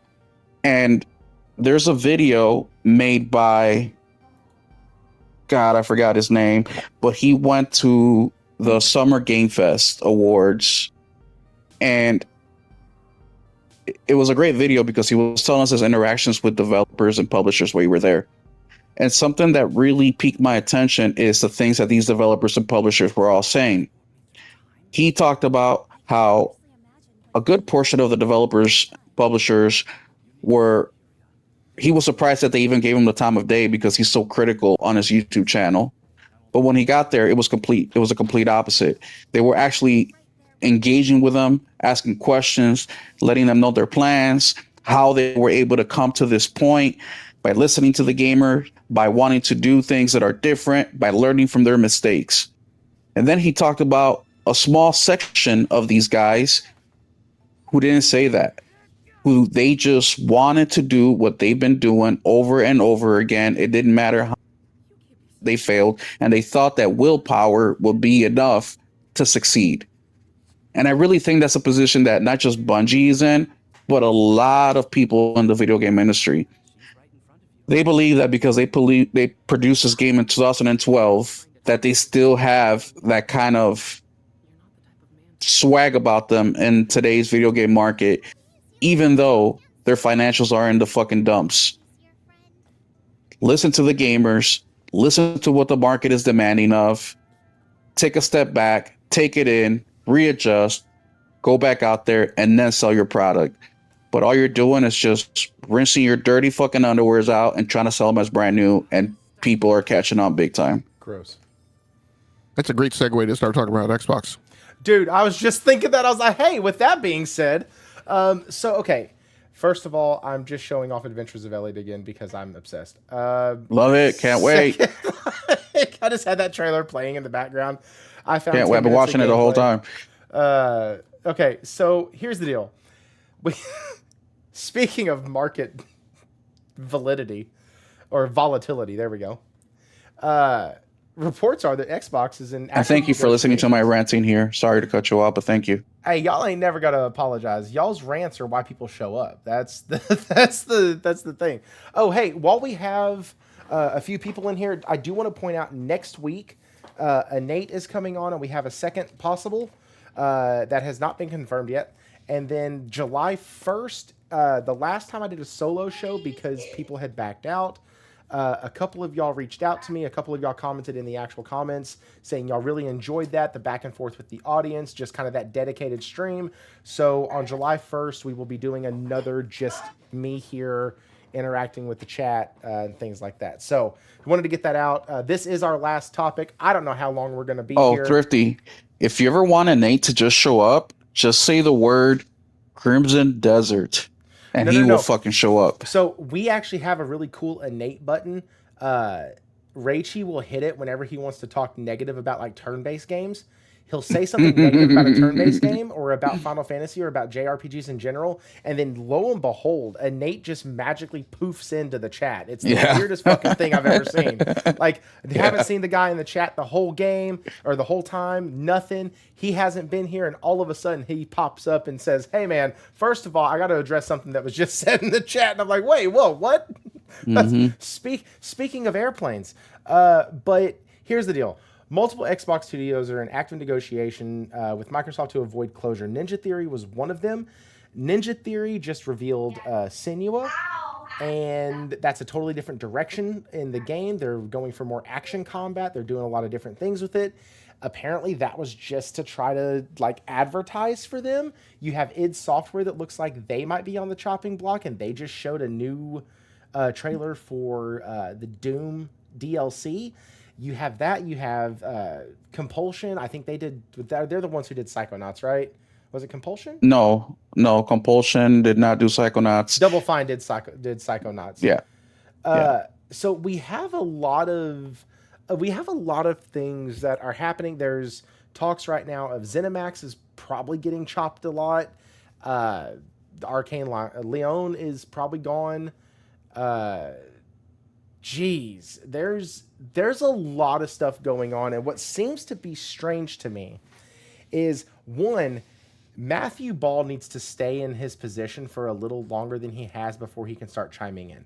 Like, that's, they all do. I don't like that he's talking so much, because it makes it look stupid when you have Satya saying one thing, Asha saying another, Matt saying another, and then Matt over here saying, no, what this one said is actually not right. We're actually doing this. This is fine. Satya comes out and says, hey, we're looking to put things everywhere. It's going great. We're doing this. We're having to do reductions. We've done this. We've invested. We've done that. We've tried this, and then nothing's working. Asha comes out and says, hey, guys, it's about to be a shit show. Like, and Matt comes out and goes, no, guys, everything's totally fine. Everything's great. I swear it. It's good. We're getting back to business. We're doing great things. And, like, I made the comment in the Discord the other day. I want to know who is making decisions at Xbox, because it seems like all four of the people I just mentioned are making decisions for Xbox, but none of them are actually communicating with each other about the decisions they're making. So it's like, everybody knows those Stretch Armstrong dolls from back when I was a kid. They have new versions of them now, but essentially they're Stretch Armstrong for a modern audience.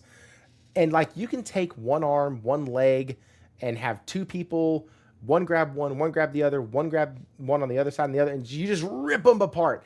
And that's what it feels like is happening to Xbox. It feels like you have these four knuckleheads ripping at different limbs of Xbox, trying to revive it, and they're just tearing it apart. Now, I have not been able to fully parse out what should be done with Xbox, what way they should go, nor do I generally care at this point. But it makes for fun conversation, and it makes for interesting topics. And I actually do kind of enjoy the back-end shit a little bit.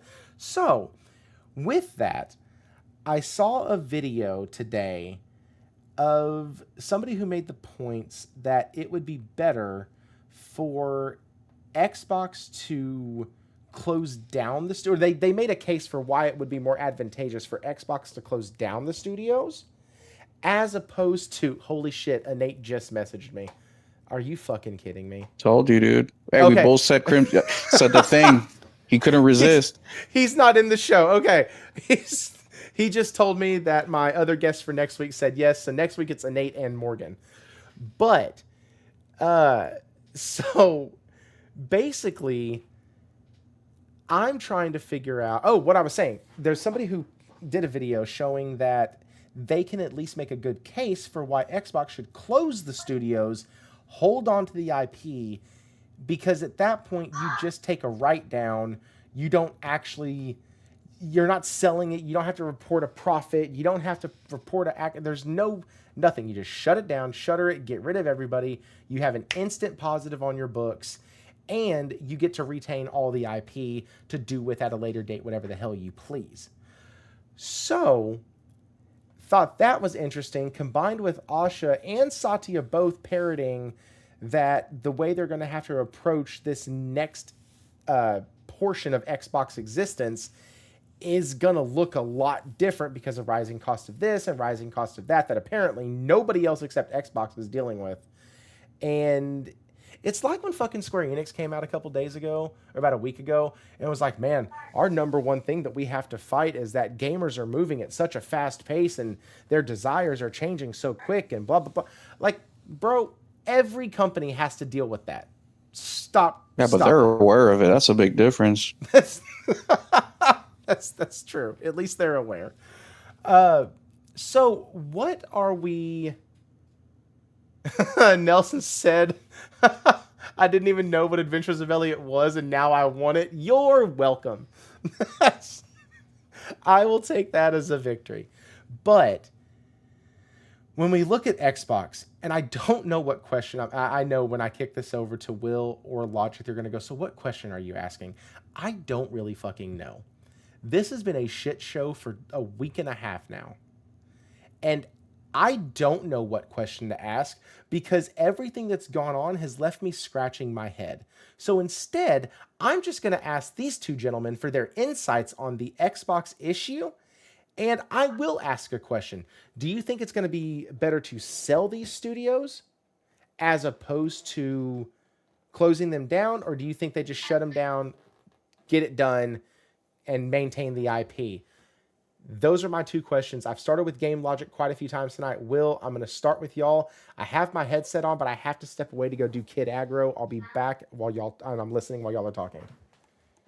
So I can't answer these questions because I've never ran a business at that size and I'm not in the video game industry. But what I can say is that Xbox has been super consistent at being inconsistent. I think that whatever decision Xbox makes next, it's not going to be for their best interest because it hasn't really been that at all in the last, I don't know how many years. As a gamer, I don't want them to keep the IP. I want them to just sell it and give it to others that are going to use it. Thinking over here in my own little small world, what I would do, I would probably parse out the IP and just do not a wholesale, but make bidding wars out of it. Hell, if I can get fucking, $1 billion for Spyro instead of 200 million, I'm going to try to do that. Let's start the bidding at 100 million, see what bites. I think that Asha came in and she has been so focused on fan service that it's only dragging them even deeper into what their ultimate goal should be. But once again, we don't know what their ultimate goal really is because Satya's been telling us one thing, but yet they've been hiring people that are all doing the completely opposite thing publicly. Because once again, we don't know internally. But Logic, what do you think? Do you think that these guys are going to sell their IP, keep it? I mean, I think that they're letting go of good studios, but that's nothing new. They've been letting go of great studios for the last few years. I think it just comes down to poor management this whole time, and I will stick to that to this day. Xbox just has the worst management out of any of them. Yeah, I mean, I guess, and I'm not super bullish on any prediction because, like you said, you can guess Xbox is going to do anything, and like at freaking 12:07, 7 minutes after midnight on a Thursday, they'll leak some press release doing the exact opposite. Yeah. So I think from what I've heard, and I don't mean from like insider sources, but from like listening to the business, I think they're going to lean towards keeping the IP because they've talked about wanting to lean more into kind of a metaverse play and like using that IP in the way that they're using Fallout, right? And getting, television series and other things made of it. So I, and using that as a space where they can drive ads. Be their entertainment business, kind of. Yes. So when Sasha is asked that question, right, in the last week of interviews about, where does she want Xbox to be in 4 years? she says, I want to be, it's super interesting that she says, I want to be known as the best gaming and entertainment company. It's hard to become a good entertainment company without IP. As far as my thoughts of like what they should do, I don't as much care what they do as a business, and I don't mean that by saying like I don't care about the games or I don't care about the people. I like, that's more in like me throwing up my hands, and like what they are going to do is so far flung that it's like it's ridiculous for me to try and predict it. And as I've said many times before, many of their strategies have made sense, right? Many of the things at the strategic level have made sense. What has always been the failure is their execution. And then like the wackadoodle onesie twosies that like you have this great strategy and then you do this one small thing, this one tiny muscle movement, which completely abolishes, right, what your other 99 muscles are doing. You're talking about trying to grow the platform, so you cut the price of Game Pass and then you turn around and decide to keep Gears of War E-Day and Clockwork Revolution exclusive. And also make Call of Duty Black Ops 1 and 2 multiplat. Yeah. I know I guess Thrifty's back. So look, yes. My slander that I have for you is I'm going to need you to walk back that notion of the Xbox Showcase being great, because no matter how good it was, like the status we're at today is we have no idea how many of those games are actually coming out. That's true. Well, that's something that I've been saying I said it last week, that to me, Xbox had the second best showcase. I think the first was Summer Game Fest, but that's it, just a showcase, because these games are all a gamble. They can come out next month or we just don't know. The one thing that PlayStation does well is that a big portion of the games that they do present always end up coming out within a year or two. Summer Game Fest, to me, that's the future Game Fest, right? Whatever they show there generally ain't gonna time. And that's okay with me because I know what I'm coming. But it's still exciting to see some of the shit. Like last year, bro, when they showed Combat, I was fucking tripping balls. And now look, it's coming out in a couple months. But Xbox has been, like I mentioned at the very beginning, Xbox has been consistent at being inconsistent. There's a yin and yang and everything they do. So it's hard to predict what they're gonna do. The only thing that we can pretty much predict that they will do is just that inconsistency at being consistent. So here's what I want them to do. And here's the only thing I care about today, just because, like I said, it's ridiculously arduous to try and predict. The one thing I would like to see them do is stop lying to people. Yes. And people and I get it. Like, all of us, those of us who are in the content creation space, the journalist space, the media space, there are lots of us who have a level of integrity and levity where we don't like to casually lob the term lying around. But we are now on a 6-year journey since like the rabid bullshit has just been snowballing and picking up pace and has just grown to a point where they do not care. There used to be a certain amount of covertness to them lying to you, right? And not just being direct about it. Now it is balls out direct with they don't give a shit. And here's what I mean by that. By this, you show Senua having already made the decision that you are closing down Ninja Theory. You showing that trailer during the thing and slapping Xbox Cloud, Xbox Series, Xbox Play Anywhere, like all that shit over it, that is a lie. At the moment you said that, that is a lie, because you don't know, and in fact you are inclined to believe that you are not publishing that game. I didn't even think of that. That's a good point. You do all this stuff. Return of Xbox in all caps. Here's your new boot up screen. All this stuff they've been doing, which the Xbox guys have been saying, oh, we're scoring W's like week after week, has been the dialogue for the last 3 months since she took over. During that time, you know that component prices on Xboxes have quadrupled or quintupled, right, since last fall. And I've seen what Sneaker SSO says. He says that, they became aware of how bad it was like a month ago, but I'm like, okay, maybe you finally pulled all that picture together, but you had breadcrumbs of that data. Like, you don't go from double-digit profit margin during the hearings for the acquisition in 2023 to single-digit profit margin, right? 3 years later after the acquisition, and you just figured that out a month before the showcase. Right? Maybe there was a come to Jesus meeting a month before the showcase, but the notion of that this stuff was in a free fall nosedive, that didn't happen overnight. And Asha supposedly spent time shadowing Phil Spencer doing turnover right before she officially took over. So again, all this lathering up of the Xbox fan base and all this BS about, we're going to bring the, we hear you with regards to exclusives. The entire time that she has been saying that, or at least a large portion of it, right? It's not zero. She has known that the sky has been falling. And she disingenuously, right, went out to people. And I'm convinced that there is an executive liars boot camp at Microsoft that all their executives go to for about 30 days. So they can just learn to, I forget, I think it was you, Thrifty, said, you looked at her on screen and she's like, I often joke about all of us being like FBI profilers and trying to look she's really good. She doesn't shift her eyes. She doesn't overblink. She maintains eye contact. She has a steady voice. She doesn't cross her arms. She doesn't flick her fingers. She doesn't try to do, she doesn't give any of the tales that sorry, go ahead. I think the tell, just to interrupt, I think the tell was her clasped hands. I don't think that they go to a boot camp. I think that that's just who they look for specifically. That's one of the qualifications. Yes, that's the qualifications.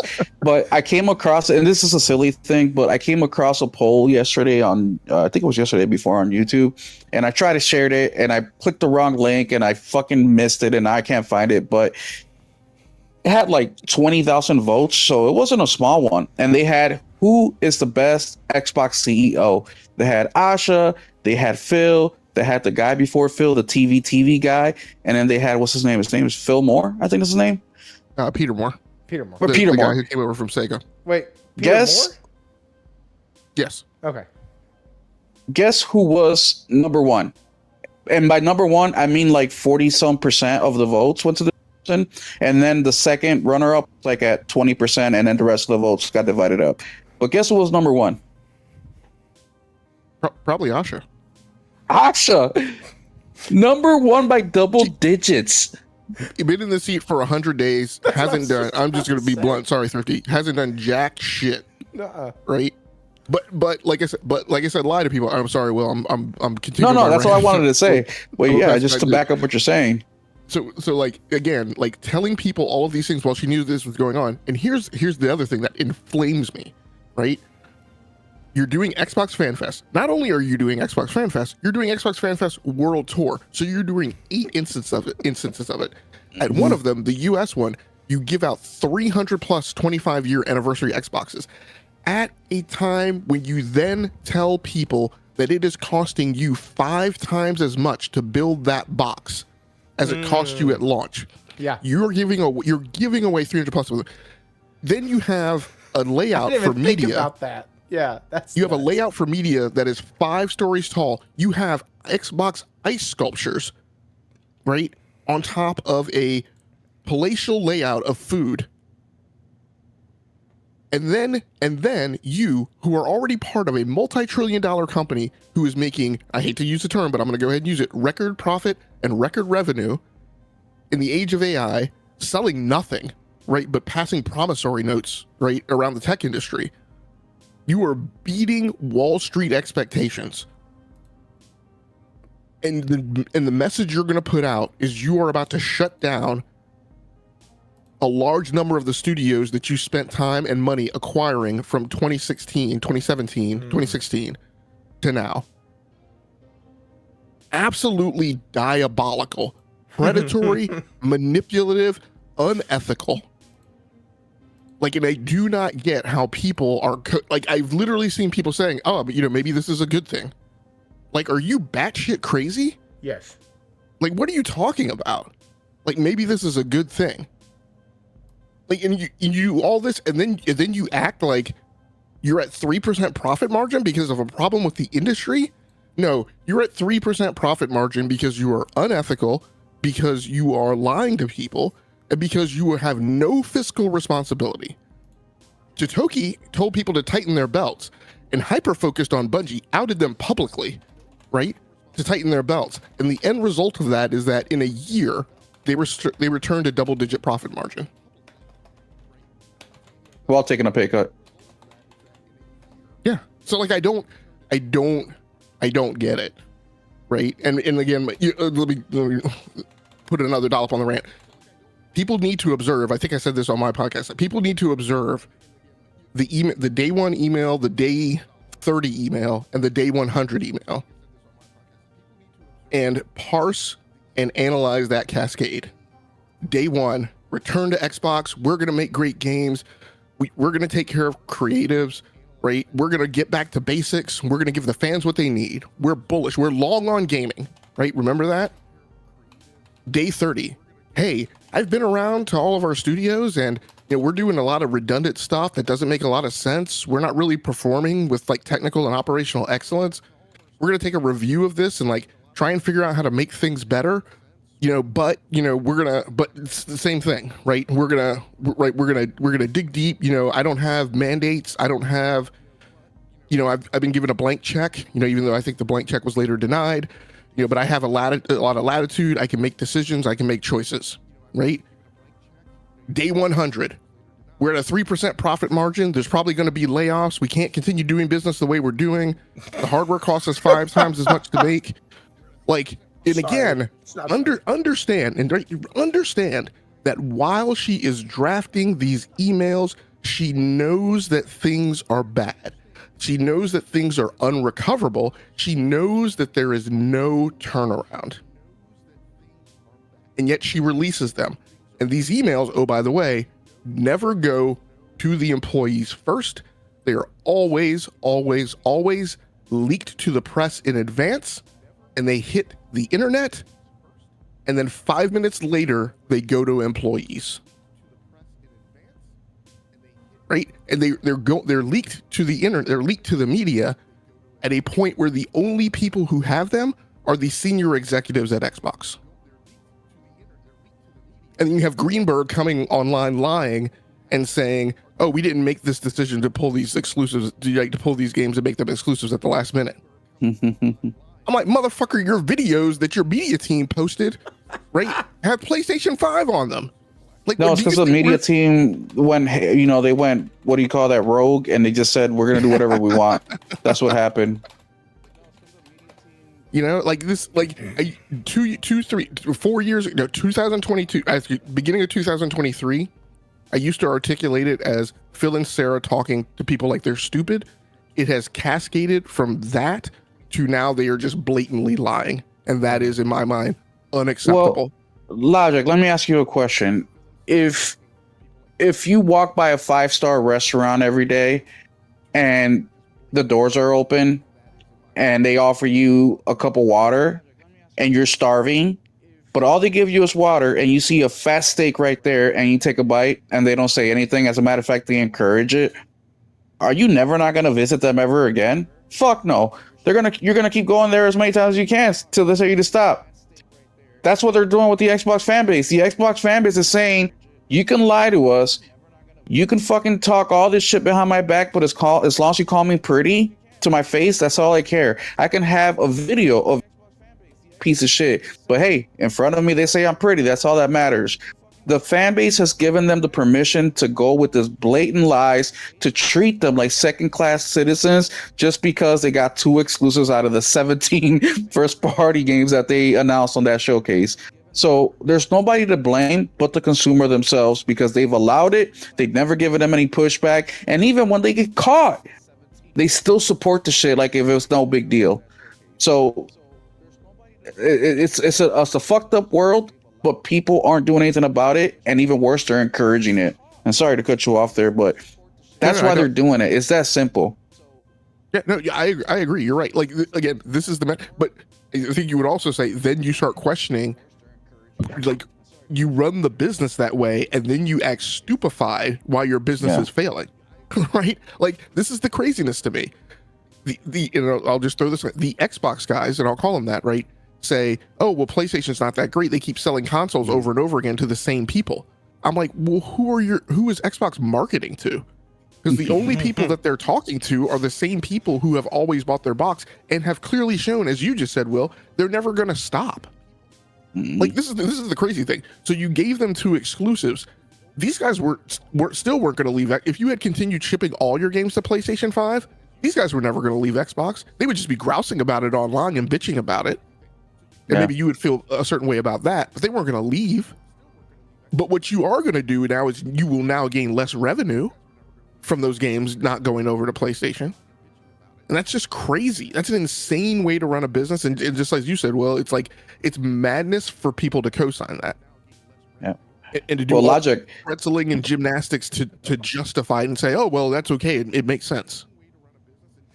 I bought the Halo Collector's Edition on PlayStation 5, and that thing sold out within a few hours. You can go to Microsoft right now, and you can still buy an E-Day Collector's Edition. That is what they're doing. They are literally, and we just got news that E-Day or whatever cost $400 million to produce. So, logically speaking, common sense speaking, you're going to take exclusives, just these 2 games, and one of them you paid this much money for. Obviously, they're not thinking that we have to rebuild this system. They're probably thinking something along the lines of, let's see how many people we can keep in this system right now before we completely fucking demolish it. Let's milk it for as much as we can, even if we have to lose $400 million on a game. $400 on the next console.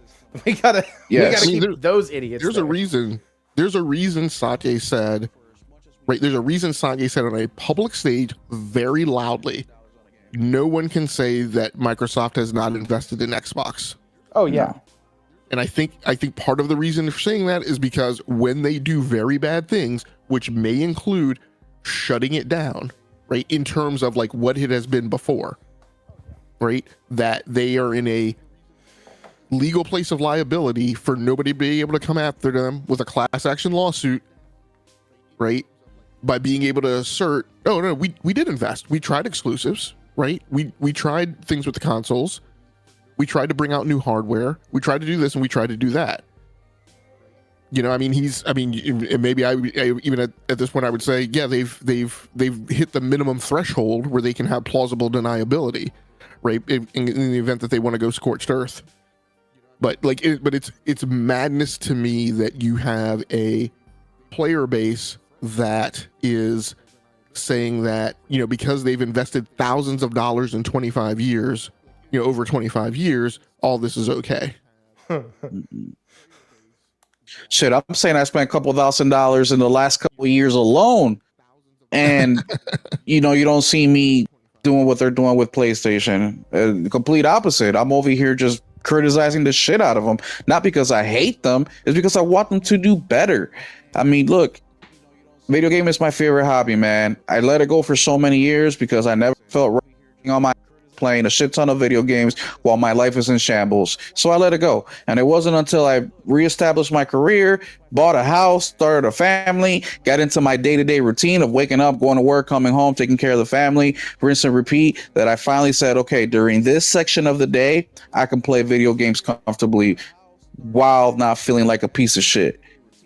So that precious time that I'm giving to the video game hobby, out of all the things that I choose to do, is because I care for it. So for people who are so irresponsible with that, it just gets on my nerves. I don't care that you defend Xbox because it's your favorite console and you don't care that it lies to you and spits in your face. It pisses me off because it's ruining the video game industry for me. Look what PlayStation has become over the last few years, specifically because Xbox has been such a piece of shit that Sony doesn't even consider them to be competition. How much better would my hobby have been if Xbox had an ounce of integrity to do the right fucking thing, not just for their customer base, but for themselves? That's it. I'll keep going. I don't want to. No, you're good. I'll leave it at that. Yeah, I mean, things were cooking right during 360 PS3 when their backs were up against the wall. Like, and that's where we got. Where we got a lot. That's where a lot of the IPs that we feed on today were spawned. out of And that's the that place that these Xbox guys want to go back to. That's the irony in it all. That's the place that they want to go back to, but they don't want to behave like they did during that time. Well, and that's what Logic was pointing out. They want to champion, let's go back to the way it was, but at the same time, we want you to spend like it's now. And that's something that they can't. Like, $70 billion plus $20 billion. They have spent $90 billion on this Xbox project, quote unquote, in the last 5 years. That's not a small number, and they've lost 500,000 or 500 billion in, not 500 billion, sorry, 500 million in revenue year over year since then. Like, that's not, those aren't numbers that you can hide from. It No, I mean, also, just to eject a quick basic, right? I think most people know this, but like you spend money to make acquisitions to make your revenue number go up. right. You don't you don't insane. acquire things to then lose revenue. Right? No shit. Like, in business, when you try to buy something and your number goes down, that's a failed purchase. That is not a successful purchase. Not even a little bit. And so what they're doing right now is part damage control, part we are about to do. It's actually, you know what? It's all damage control. Now that I'm thinking about it, we are about to do some messed up shit. But in the midst of that, don't be too mad at us. We gave a slot to Senua in our showcase to try to sell off the studio to help them. We are in talks with Compulsion. We're in talks with id. We're in talks with Double Fine. We're in talks with a couple other studios, Arcane, because we want to see what we can do. Also, we're going to go ahead and give y'all back exclusives. Part of this reset is going to be bringing back exclusives. And over the next 1 to 2 years, we're going to try to see how they do. If they do well, we'll get more. And like, that quote was almost direct quote from Asha and her interview with Bloomberg, I believe, or the one she did right after that, which was almost a carbon copy of her Bloomberg interview. Which is literally like, again, that's a lie. Because right. explain to me this. How are you giving people more exclusives with no studios around to make exclusives? Mm-hmm. Right. Because you're not going to take, at least I don't think they would. You're not going to take the next Fallout and make it exclusive. You're not going to take the next Skyrim and make it exclusive. I don't care what the Xbox talking heads are telling you. They're not going to do that. That is literally studio suicide, and Bethesda can't afford to do that. Is this the last Gears of War or Gears of War video game that Xbox makes?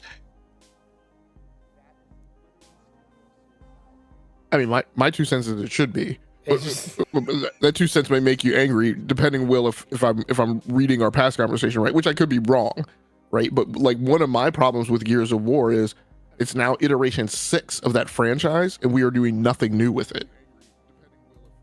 Like, and I'm okay with that through 3. Like, yeah. Sequels 1, 2, and 3, yeah, refine and give me more of what I fell in love with the first one, and just shine it up and make slight improvements. I'm okay with that. I'm not going to do like some reviewers do, you know, some media people do, and say, oh, it's more of the same. You get 3 times out of the box, right? You continue after that. You know, like, I've given Forza Horizon a bunch of crap for being the same thing that it's always been, and actually in some ways worse than Forza Horizon 5. I've given E-Day a bunch of crap because I'm like looking at the gameplay and I'm like, there's some slight changes here, but it is by and large like the same thing that we've been playing the whole time, and it's continuing the story. And there are some gamers that's going to be okay for. For me personally, it's not. So I don't need to play E-Day, and I'm damn sure wouldn't buy. I mean, I have an Xbox already, but like, I damn sure wouldn't buy an Xbox to play E-Day because you're keeping it exclusive. And on top of that, just to continue my rant, to give you something to platform off of, Thrifty, as you continue yours, you know, Todd Howard, you know, when I said this was a good time to segue to the Xbox conversation, I felt like what you described, Will, was exactly Todd Howard, who has too big a head and too big a ego to get out of his own way, isn't grooming proteges there, as far as I can see, in the same way Cory Barlog is, right? And that's not a PlayStation versus Xbox thing. I just can't see it. I would say the same thing about Neil Druckmann. I haven't seen And I mean, maybe because I'm not enough of an insider, I haven't seen where Neil is prepping like the next generation of leadership behind him. But Todd Howard definitely isn't. They refuse to move off of Creation Engine. And I get it. That would mean an investment. That would mean offlining and taking time. But like, you're gonna put out Elder Scrolls 6, and it's gonna have the same damn gameplay mechanic trappings of Starfield. Yep. Because it's still being built on that same iteration, and you are not able to, like, if you know, it's a heavily modified version of Creation. Like, it's clear that heavily modifying Creation Engine doesn't move the needle enough. So we're just going to get an Elder Scrolls 6 that's going to have the same exact trappings of everything that they've been doing for the last 20 years. And I don't want to play that because I haven't wanted to play the past ones anyway. You know, the reason I ask is just for the superficial level, just at a, because everything that we've been talking about is way deeper than any Xbox customer or Xbox gamer is willing to even listen to anyways, right? We know this for a fact because, well, look, everything. I mean, this but just on that we've been talking about for 5 years and they ain't listening. Yeah. So yeah, this is long just time. This is just conjecture. But the reason yes, but just that super basic question is, if 400 million is the cost, you make it exclusive, do you not care that there may never be another Gears of War being made? Because with this decision, that's essentially what it's gonna happen here. So let me put it in terms that I relate to better. Because you asked me that question, and I don't give a fuck. But if you frame that question differently, if you say, hey, Thrifty, would you be okay if Final Fantasy Resonance and Final Fantasy VII Revelation both tank? And I mean just blunder out the gate. Would you be okay if those were the last Final Fantasies? I would have to look at you and go, hell no. I want them to reinvest. I want them to retool and figure that shit out and keep my franchise alive. Because that's my favorite franchise. Like that, as much as it pains me, as much as I hate it, as much as I bitch about it, that is my favorite franchise. And this is one area where Will and I are very much alike. If I care about something, I am absolutely going to be on their throat, down their throat all the time. I want perfection. I've seen it. You've given it to me in the past, and I expect it again.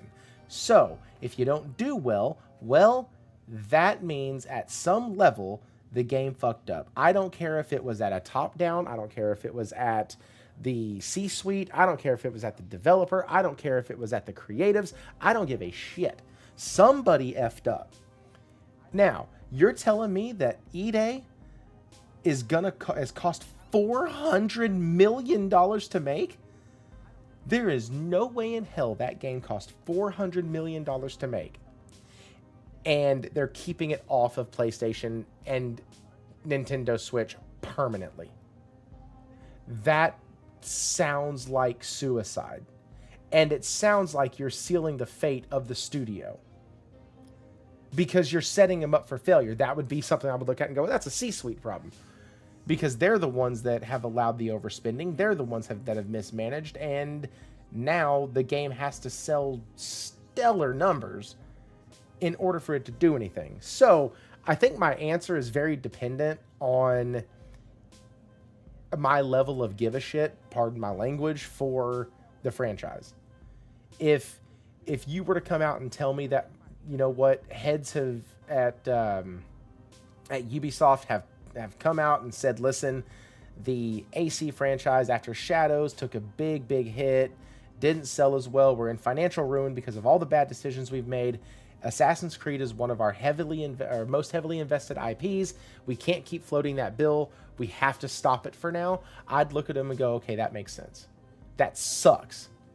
And I'm sure for somebody like Logic who likes Ubisoft, that would really suck to see them back away from that. But at the same time, if you're over investing in a game and you're not getting the returns that you need, whether it's the money mismanagement or the games just aren't hitting with the audience anymore, well, then that's where it's gonna go. Does that make sense?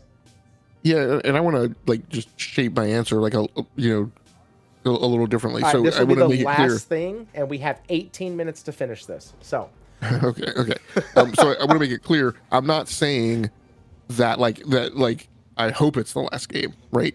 I'm Sure. saying that I suspect that it's the last game because, and I think, it's because the reason it is going to not sell well. I mean, in addition to being an exclusive and being only on a platform where everybody's going to play it via Game Pass, but even on PC, I think the problem is going to be again, you're just repumping out that same formula.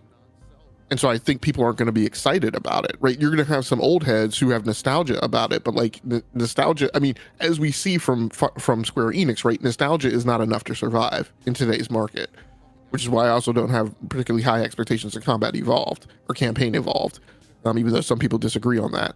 But my thing is like, if Gears of War refuses to evolve, and here's my problem with Xbox, right? You're trying to run a subscription service. That's one thing, but you're also trying to run the largest publisher in the industry.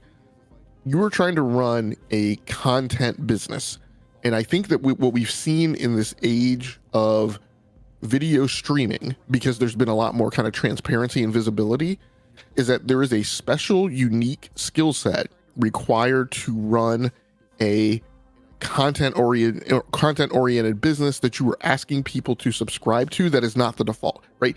Cable was kind of the default, right? So you could get away with a bunch of people were going to sign up, right? Regardless of how well you manage the portfolio, because you were just aggregated all on top of each other with all the suppliers and people were going to pay for cable. Now in an era of video streaming services where you've got to run Disney Plus, or you've got to run Paramount Plus, or you've got to run HBO Max, like your people who are running that business need to be razor sharp content portfolio managers, because that is what that business survives on. And I think that holds true for whether or not you're doing a subscription service or whether or not you're just trying to run a publisher the size of Xbox. Matt Booty is not that person. And so my problem with where Gears of War is, on top of the fact that it's being overseen by Matt Booty, is you have a studio who's not getting the mentorship and coaching and direction that it needs to tell it to move its design forward, right? And give people something more innovative in the Gears of War lore and franchise, and you just have it stagnating. Ditto for what Bethesda Studios is doing. And so I don't want those franchises to end, but if those franchises are just going to keep being the same thing over and over and over and over again, then the unfortunate reality is they're not held underneath good stewardship and people who are doing due diligence to show them the care and the feeding that they need. I don't want them to end, but my unfortunate prediction is that I don't know that the market uptake on Gears of War E-Day is going to be that particularly great, right? Because it's stagnating. We saw Starfield kind of make a sales spike when it initially came out, and then a very quick and rapid drop off. And we see Steam user community reviews that are not pleased with that game. So I think the reality is, again, like I think these IPs and these franchises underneath the umbrella of Xbox is they are not getting the leadership that they need. So I don't want them to end, but they're not held by good stewards right now. And they really aren't. And Nate said, has been replying back to you as you've been going. He said, overly relying on the name of a franchise in a day where that name doesn't mean jack except to a small amount of people. And FF has the same issue. And I put out that, Final Fantasy has talked about this, or not Final Fantasy, Square Enix has talked about this, where the length of the dev cycles now, you're not getting a new Final Fantasy mainline entry every 2 years. You're getting it, hell, it was every year there for a minute. And you're not getting it every year or even every 2 years. You're getting it every 5 years, every 4 years, every 6 years. And so because of that, people are falling off of these IP. People are not attached to them like they used to be. And so you have sales numbers of 15 at 10 million within like a month or two of launch, literally saving the company from shuttering their doors, paired with Kingdom Hearts 3 and everything that it did. Like in the same year, that's the only reason Square Enix is still around. and they have not been able to duplicate that success again. And it's because it took forever to get 16. Hell, it's taken... I'm actually impressed with how fast they've completed the trilogy. Because it's been from, I think, 2020 to 2027. So 3 games in 7 years. Do you realize the last time I could say that Square Enix gave us 3 AAA games in 7 years from the same, like, set or from the same franchise? That shit doesn't normally happen. Also releasing a Final Fantasy 16. So that's 4. Like, that's pretty freaking good. And so that's the problem. The problem is, is that that's not the norm. That is absolutely the exception. The norm is Kingdom Hearts 4. A game that takes forever, gets a little teaser, we don't hear about it for 18 months, then we finally get another little blurb, and then we don't hear about it again. And you're left wondering with Square because nobody trusts them. Is it in dev hell? Is it going to have to switch studios? Have they outsourced it? Are they going to have to bring it back in-house? What's going on with it? Well, we don't know. It's the same thing with Xbox right now. We don't fucking know what's going on. They don't know what's going on. And so because of that, how can the consumer have any kind of confidence whatsoever in the brand or the IP that brand provides? Because really, they haven't given them anything to be trusted on. Everything they say comes back around to either being a half-truth or a lie. Dragon Quest 12 just went through that. Yeah. Like, it damages the That's one thing that Asha said that I actually agree with. They damage the relationship between consumer and company. And they've done that several times over the past 5 years. I would say past 10, but she says past 5. And so moving forward, if there is a way that Xbox can move forward, it's not going to look anywhere the same as what it does today. It's going to be Xbox in name only, as it were. And so I actually get like a heavy heart when I start thinking about that, because Xbox has been around since what, 2001? 2001? One of those. And 2001. Okay, 01. And so I've been gaming since 86, or since 1990. I was 4 years old when I held my first Nintendo controller. And I really was Nintendo until the PlayStation came out. Once PlayStation came out, all I had was one generation of PlayStation before Xbox showed up on the scene.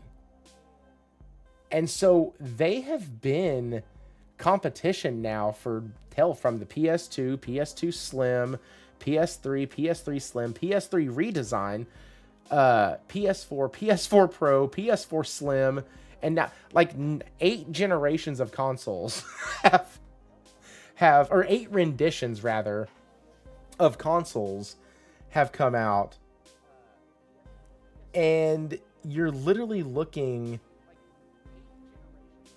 at the fact that you've had your ass handed to you for the past 8 years.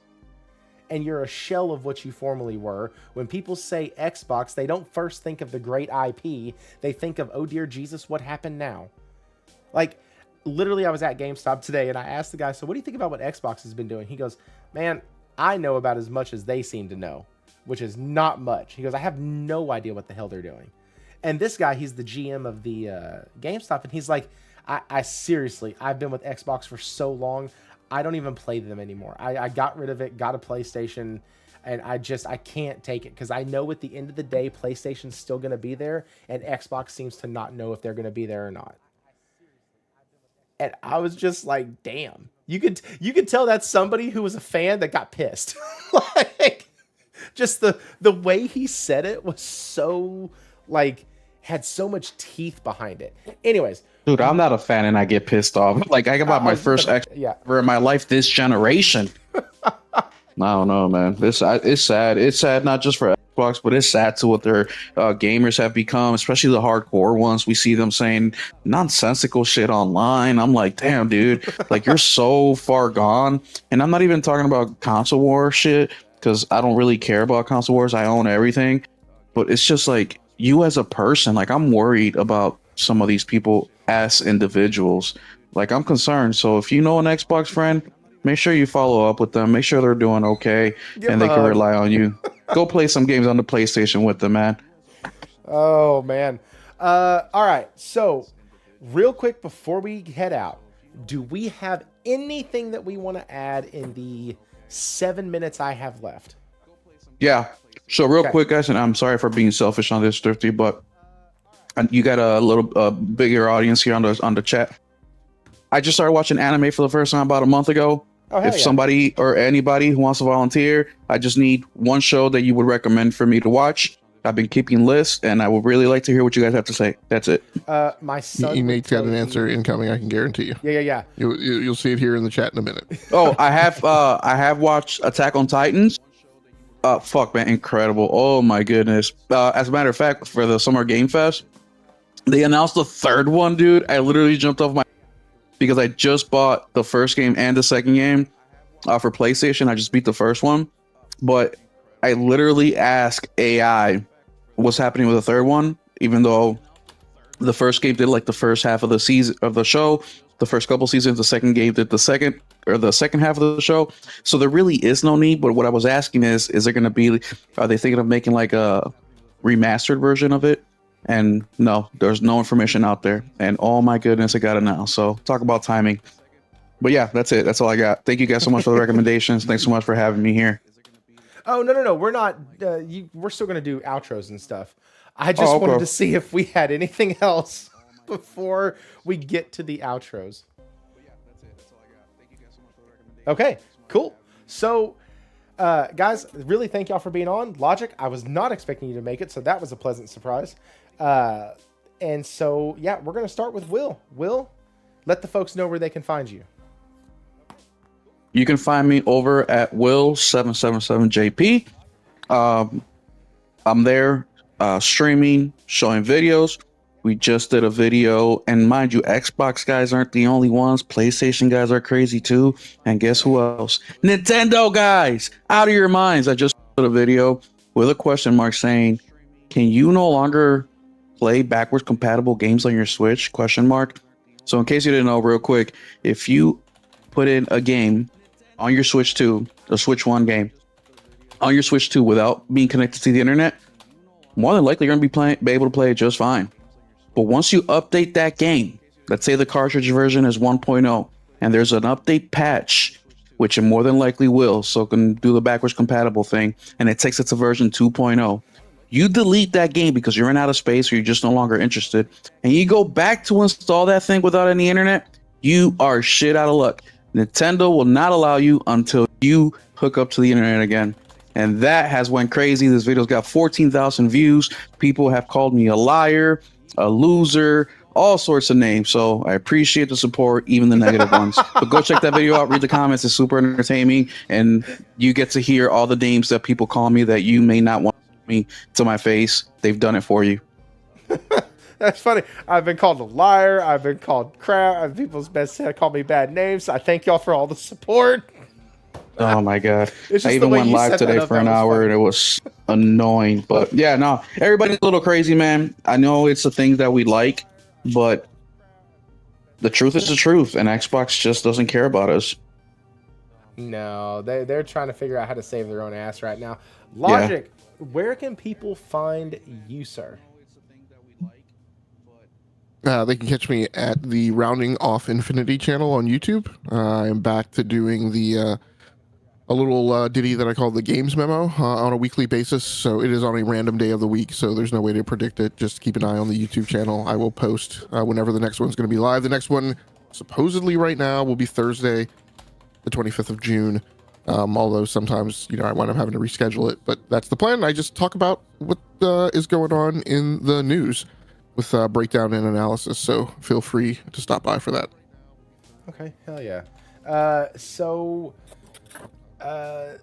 Thank these two guys for being here. I really appreciate every guest that comes on here. Hell, Will freaking was on the channel for a year as my dedicated co-host. A year and a half, I think. Really enjoy these people. Enjoy talking to them often. It's been great. I'm getting kind of spoiled because Logic is is really enjoying being on here. So I've been spoiled the past little bit because he keeps hitting me up and like, hey man, can I come on? Hell yeah, you can. Please do.